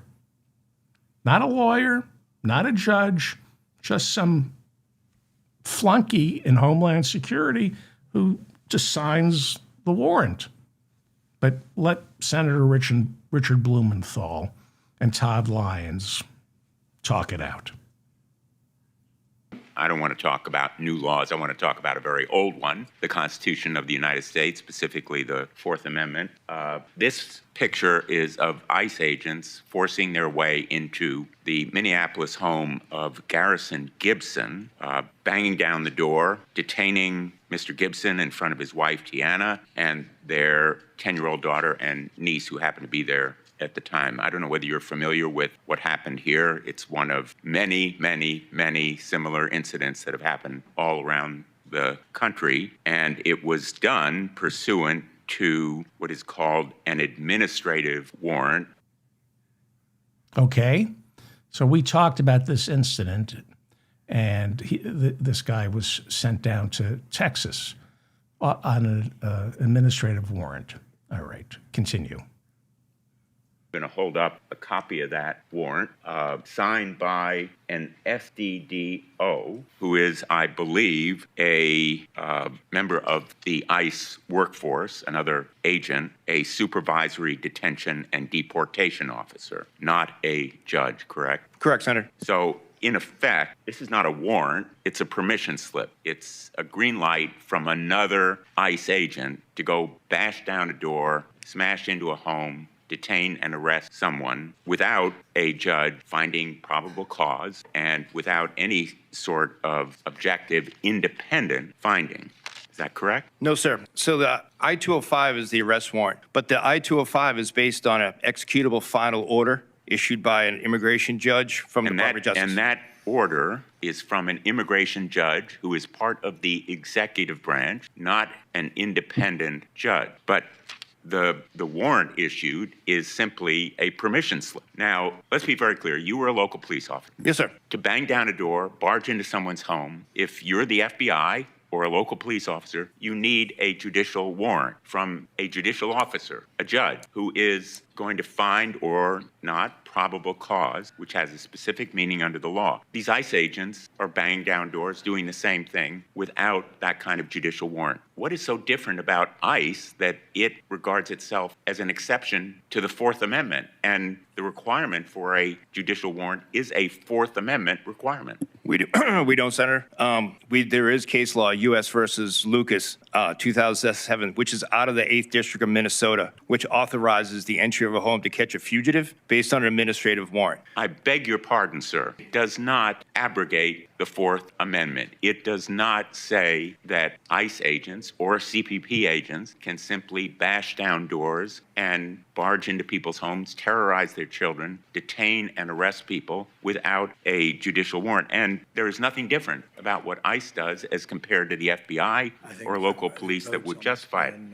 Okay, so if you're having trouble following this, what Todd Lyons said, and he's misleading the American people, is that the ICE agents or the Border Patrol officers are using an administrative warrant to kick open a door, but that warrant signed by an administrator, not a judge, not a lawyer, has its roots in a judgment by an immigration judge, that the judge ordered us to go get this guy. So that's a judicial warrant. This administrative warrant is based on the ruling of an an immigration judge. That is a lie. Lyons is lying. There are 600 immigration judges. There is a 4 million people backlog of immigrants going before immigration judges. ICE doesn't go, never, ever goes before an immigration judge and asks him or her to sign a warrant for us to go into somebody's house. Lyons is misleading. He's saying a judge might say, I want to see this person in court, or this person has overstayed their welcome. From that, that's not a warrant. From that, ICE draws up an administrative warrant, not authorized by an immigration judge, authorized by who? Greg Bovino. I know it's a little complicated, but so let me continue. The policy that they're acting under, in fact, is the result of a memo that you issued in May. You're familiar with it. Yes, sir. Has your signature. Yes, sir. Which says, in effect, they don't need judicial warrant. They can act on the basis of the 205 warrant that you've just described, which is administrative. It's not judicial. Why did you keep this memo secret? I didn't keep that memo secret, sir. It was blasted out. We learned about it when 2 whistleblowers came to us and said that you were using it as a basis for the policy. It was never announced publicly. It was never released to the press or the American people. Why did you keep it secret? Sir, I didn't keep it secret. If sending an email to a workforce of 30,000 people is keeping something secret, it's a bad secret. It never reached those people. Yes, sir, it did. Well, the email did, sir. Yes, sir. I can work with your committee to get your staff to get that. So Lyons did a lot better before the Senate than he did during the House. He was a little more charming, a little more telegenic. There was a sweetness to him, but one person who didn't testify was Kristi Noem, the head of Homeland Security, and she's going to testify, and when she does, it's going to be ugly. She's been trying to avoid going before the House and Senate Homeland Security committees, and there's this new piece in the Wall Street Journal. It is so damning. I'd be surprised if she's still around in 2 weeks to testify. However, Trump needs scapegoats, so I don't think he's going to fire her. She is a useful idiot. The article is entitled, "A Pilot Fired Over Kristi Noem's Missing Blanket and the Constant Chaos Inside the DHS, Department of Homeland Security." It was published by the Wall Street Journal on Friday, February 13th.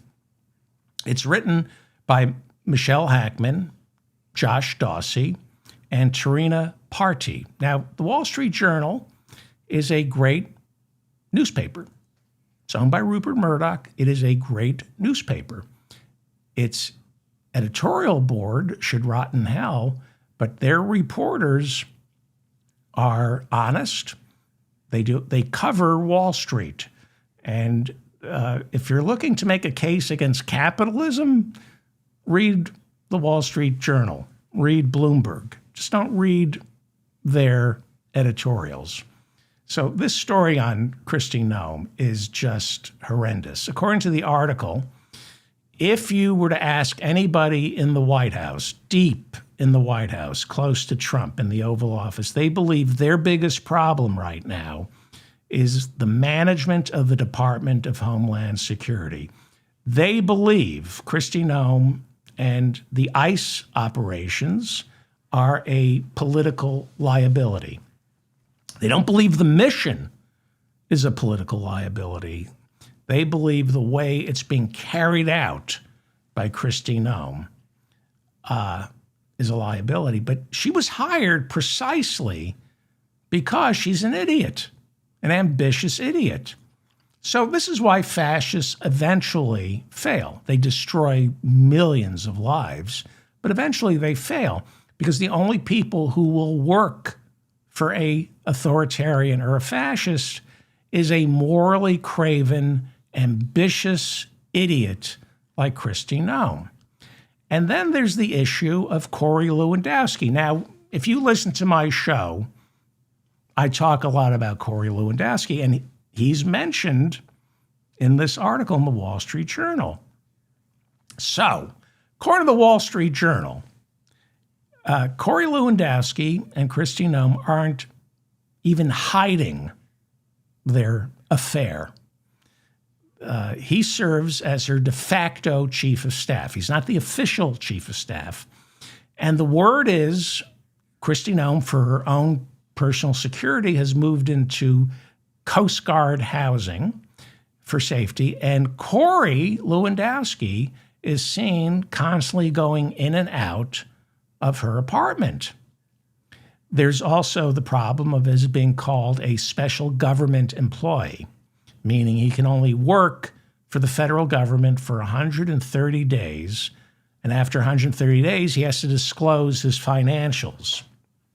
He doesn't want to disclose his financials. For all we know, he may not even be able to get security clearance. So he still claims he hasn't worked 130 days. And he's playing tricks like working from home or sneaking into the Department of Homeland Security building without swiping his badge, so there's no computer record of his working more than 130 days. We've been over that on this show. It's in the Wall Street Journal article. Rodney Scott, who testified Thursday, is the Border Patrol commissioner. And according to the Wall Street Journal, Noem and Lewandowski see him as a threat. And they're trying to cut him off at the knees, reportedly telling him he has no say over any Border Patrol or ICE operations in Minnesota, Chicago, or Los Angeles. And according to the Wall Street Journal, they're trying to make life so horrible for him, he quits. And then there's border czar Tom Homan, seen here, about to eat another baby. He hates, that's a good picture of Tom Homan, by the way. I like that. That's a good picture of Tom Homan. That's what he sees when he looks in the mirror. That's what Tom Homan sees when he looks in the mirror. I'm using a special lens. So Tom Homan hates Kristi Noem. She hates him. And Trump plays the two against each other. That's how he manages people. And it doesn't matter what they think about border policy because White House Deputy Chief of Staff Stephen Miller is running the show. And Kristi Noem said that. She said, after Alex Preddy was murdered, she and Lewandowski were called into the Oval Office to discuss her future, and she came out and said, I'm just following Stephen Miller's orders. That's what she said. I'm just following orders. Where have I heard that before?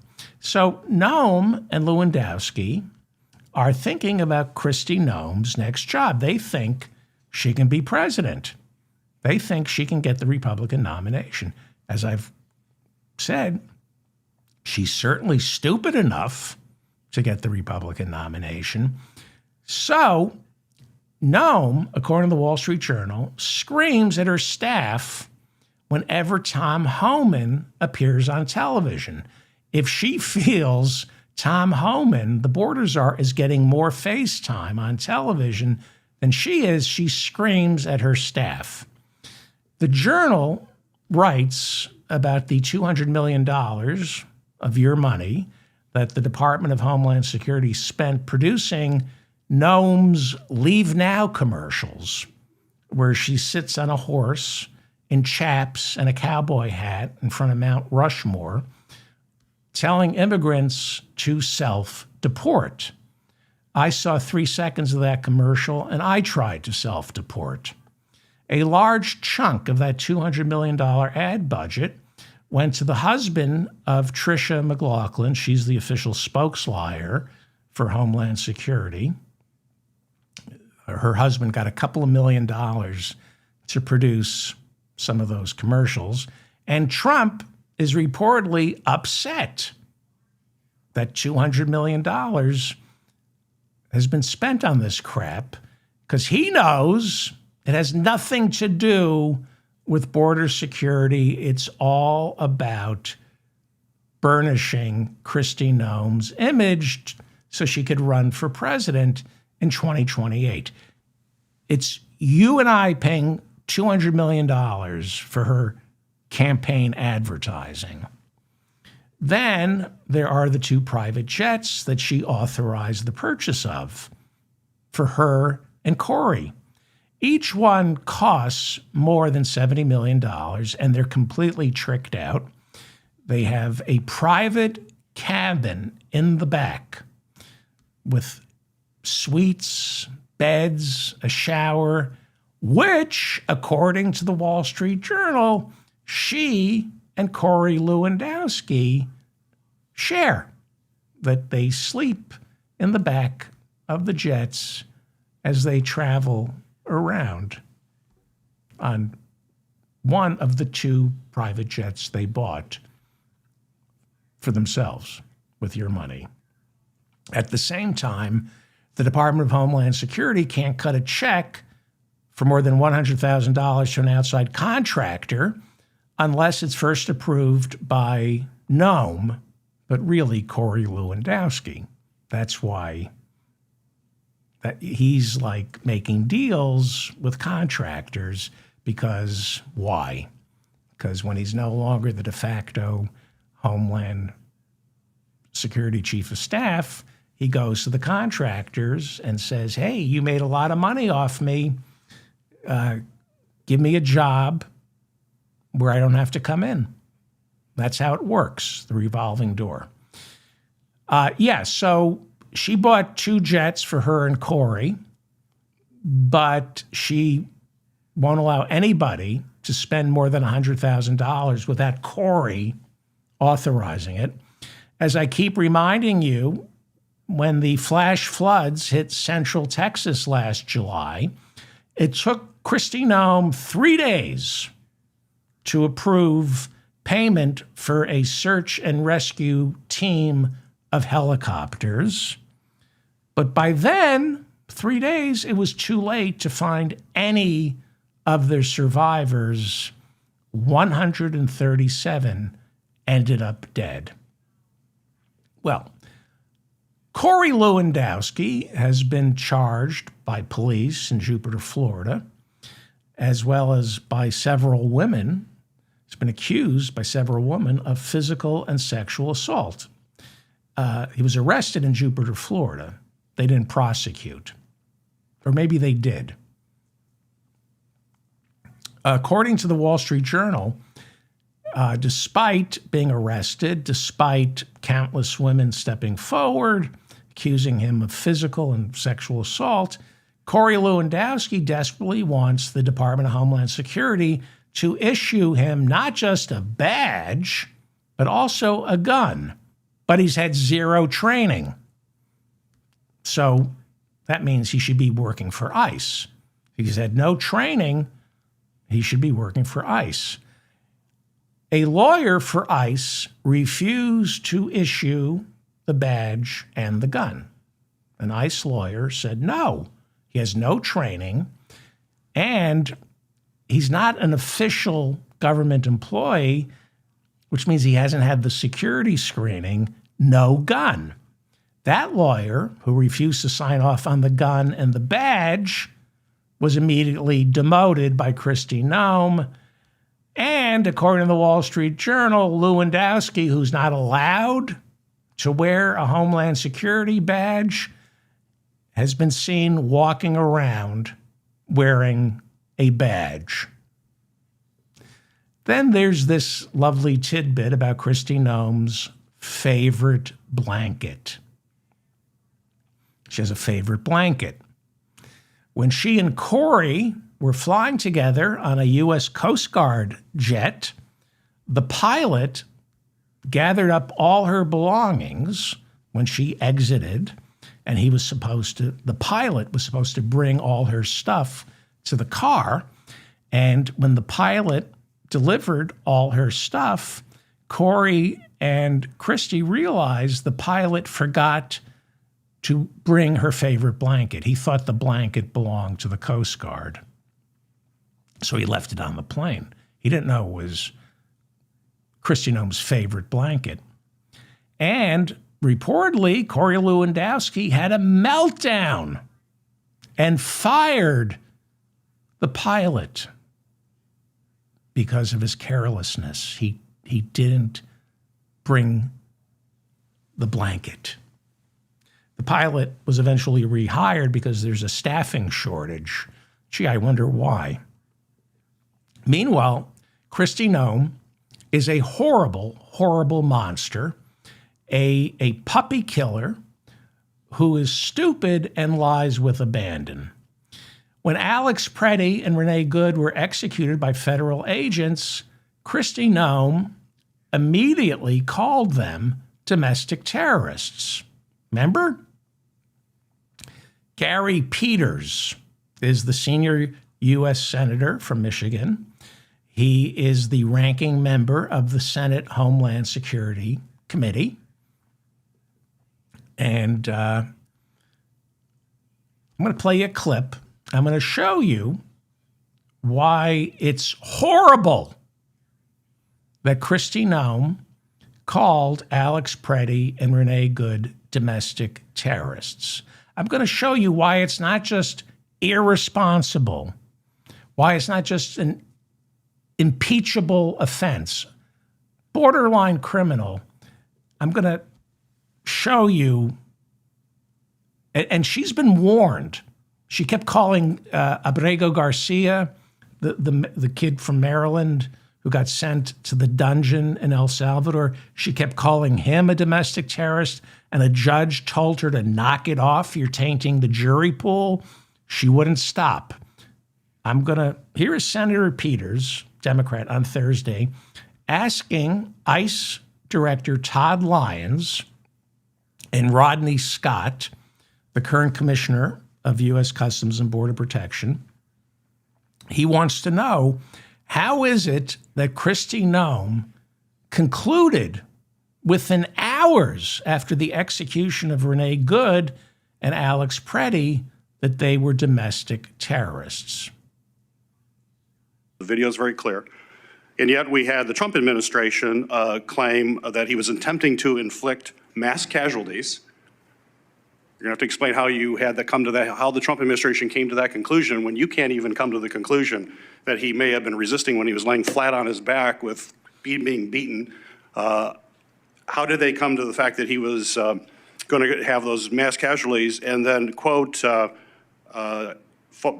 Noem said he was committing, quote, an act of domestic terrorism. What you saw in the video, is that what you train your officers? Someone laying on the ground, that's an act of domestic terrorism?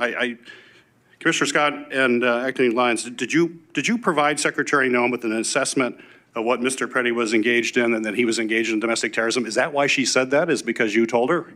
That was your belief at that time? Even though you need an awful lot of investigation now to know exactly what happened. Are you the ones that told her that? No, sir. No, sir. Did anyone who reports to either of you provide this assessment to Secretary Noem that this was mass casualty, or he was attempting to inflict mass casualties and domestic terrorism? Did someone in your staff tell her that? Not to my knowledge, sir. No, so why would Secretary Noem, why would she tell the public that this was an act of domestic terrorism when right in the heat of the moment? How would she possibly come to that kind of conclusion to tell the American public that when they're watching this video? I can't speculate on what someone else would say or why, sir. Mr. Lyons? Sir, I can't speculate to what the Secretary thought at that time, sir. So it seems to me a really big question, which means that we have to have Secretary Noem here. She deserves it to the American people deserve to have the Secretary, the person who is responsible to, you are responsible to, and all the men and women ICE answer to her. She needs to be before this committee. She ducks coming out in public and talking and hasn't accepted prior invitations to come to this committee. I would hope the chairman would invite her, because this is an important question. How could you come to those conclusions, those narratives, before any evidence was there, even after all that's happened since then? You two are telling me you don't have enough evidence, even though it looks so clear on the video. It should have looked really clear to her if she looked at the video, if she had it that close. A lot of this got posted pretty quickly. How she came to those conclusions, I don't expect you to know that. You didn't provide any information to her, which makes me question it even more. If she got no information from you in the chain of command, how would you come up with that kind of narrative if the chain of command wasn't doing it? Okay. So that testimony from Todd Lyons and Scott on Thursday, different from their Tuesday testimony before the House. Okay, here is Senator Maggie Hassan. She's a Democrat from New Hampshire. Are you beginning to see why it's so actionable for Kristi Noem and Stephen Miller and Tricia McLaughlin, the spokesliar from the Department of Homeland Security, to call Alex Preddy, Renee Good, domestic terrorists? They call everyone if everyone's a domestic terrorist, then nobody's a domestic terrorist. It loses the value of its currency. Here's Senator Maggie Hassan. This is pretty great. Mr. Lyons, were Renee Good and Alex Preddy domestic terrorists? Ma'am, while that investigation's ongoing, to my knowledge, no. Okay, that's big. That's a headline, because he wasn't willing to say that on Tuesday. That's huge. In your testimony on Tuesday, you said that you don't want to comment on these ongoing investigations because you don't want to, quote, impede or, quote, bias the investigation. Is that what you said? Is that right? Yes, ma'am. So Secretary Noem and Stephen Miller have called Renee Good and Alex Preddy domestic terrorists. So did Secretary Noem and Stephen Miller's comments impede or bias the investigations? Ma'am, I don't want to comment on what comments they made. Okay, so he's pulling back.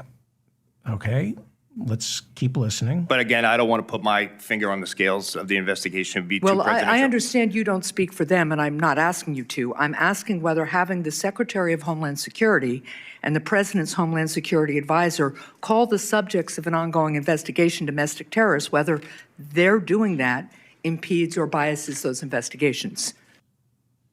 See? So if you call them domestic terrorists, you're putting, as he said, your thumb on the scale. You're not allowing the investigation to be objective, and you're tainting the jury pool, which is why they can't win in the courts more. Look, your testimony doesn't make any sense. If it would impede or bias the investigations for you to say, right now, when you know a lot more than we did right after the shootings, whether Renee Good or Alex Preddy were domestic terrorists, if you saying that today would impede or bias the investigations, then why wouldn't it impede or bias the investigations for Secretary Noem and Stephen Miller to say the same thing about the same people? Any comments that are made publicly, privately, text, email, or Instagram post, whatever, is gonna put a bias on the information. Okay. So that is important. So I take it that you are saying that Secretary Noem and Stephen Miller were wrong to say what they said. No, ma'am. Again, I can't speak to them, but what I'll just say to is, again, career law enforcement officer, myself and Mr. Scott, we won't speak to those type of things because we don't want to put our Are you not kind of just being straightforward here and saying what's obvious because you're worried that if you do, you'll be fired? No, ma'am. The fact that you're unwilling to admit that Secretary Noem and Stephen Miller were wrong to say what they did, that they impeded and biased the investigation, is indicative of the complete failure of leadership at DHS and at all levels of this administration. So there are people fighting for our country. They're in the Senate. They're in the House. This is Jonathan Ross. He is the ICE agent who shot Renee Good. I say allegedly because there's an ongoing, no, there isn't an investigation into him yet. But here is Arizona Democrat Senator Ruben Gallego. Now, I bleeped the F word. I don't think you need to say it. I think it's, but here is Ruben Gallego. Senator Ruben Gallego served our nation, I believe, in Iraq or maybe Afghanistan. I apologize. And he's just got elected to the Senate in 2024, Democrat. After Renee Good was shot, the agent called her I quote, a fucking bitch on camera. Yes or no? Is this how your agents are trained to act? And I'll go to Chairman Scott. Sorry, Chairman, Mr. Scott. No, sir. Is that professional No, in that sir. regard?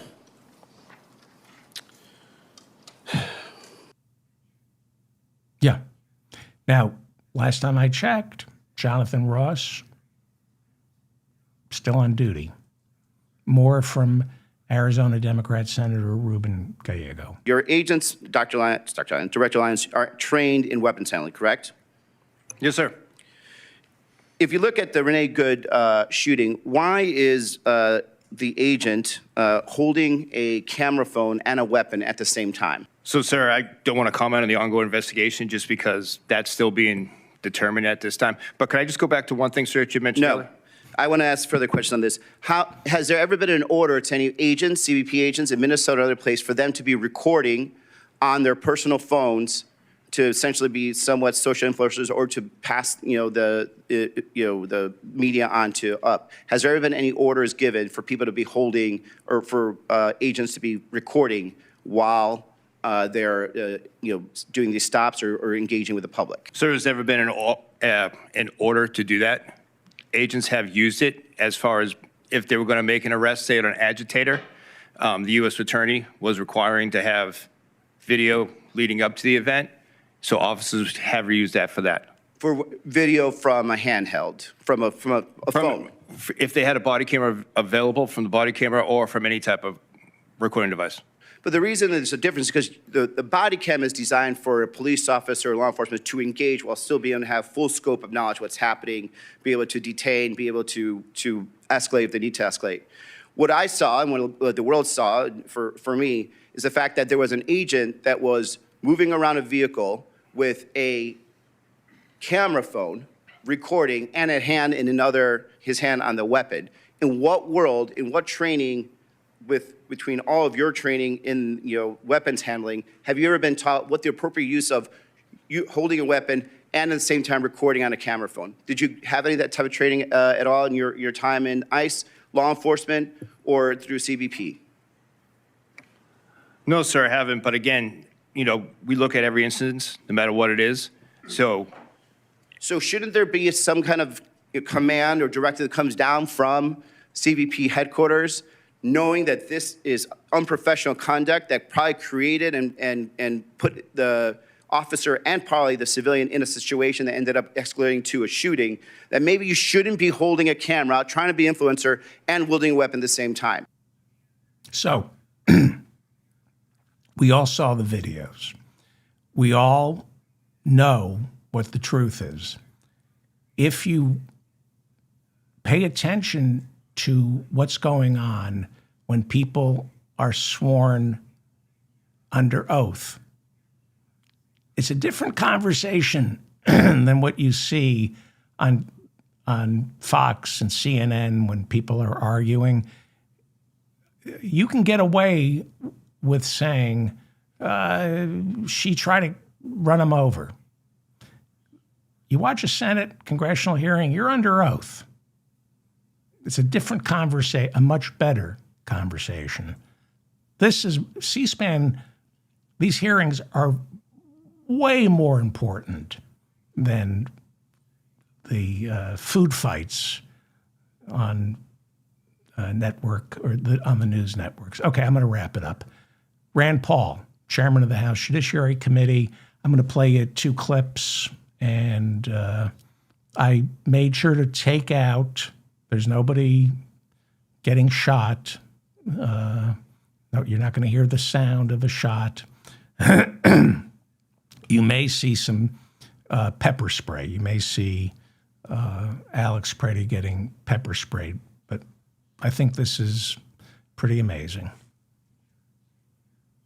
So if you'd stop that, I think what we saw right there, and make sure we're seeing this, that the officer basically started to beat him with a pepper spray canister at that point. I'm sorry, that's Peters, the ranking Democrat, but Rand Paul chimes in. So if you'd stop that, I think what we saw right there, and make sure we're seeing this, that the officer basically started to beat him with a pepper spray canister at that point. That's right before we stopped that. So to both of you, is beating someone with a spray pan, with a canister, is that de-escalatory? You're going to give me the same answer? You don't know if that's de-escalatory? Take it away from this incident. If you just saw someone beating someone with a canister on the ground, would you think that's de-escalatory? Was that what We're leaving out what I'm seeing is a subject that's also not compliant. He's not following any guidance. He's fighting back nonstop. I don't know what they're saying. I don't know what's going on in this situation.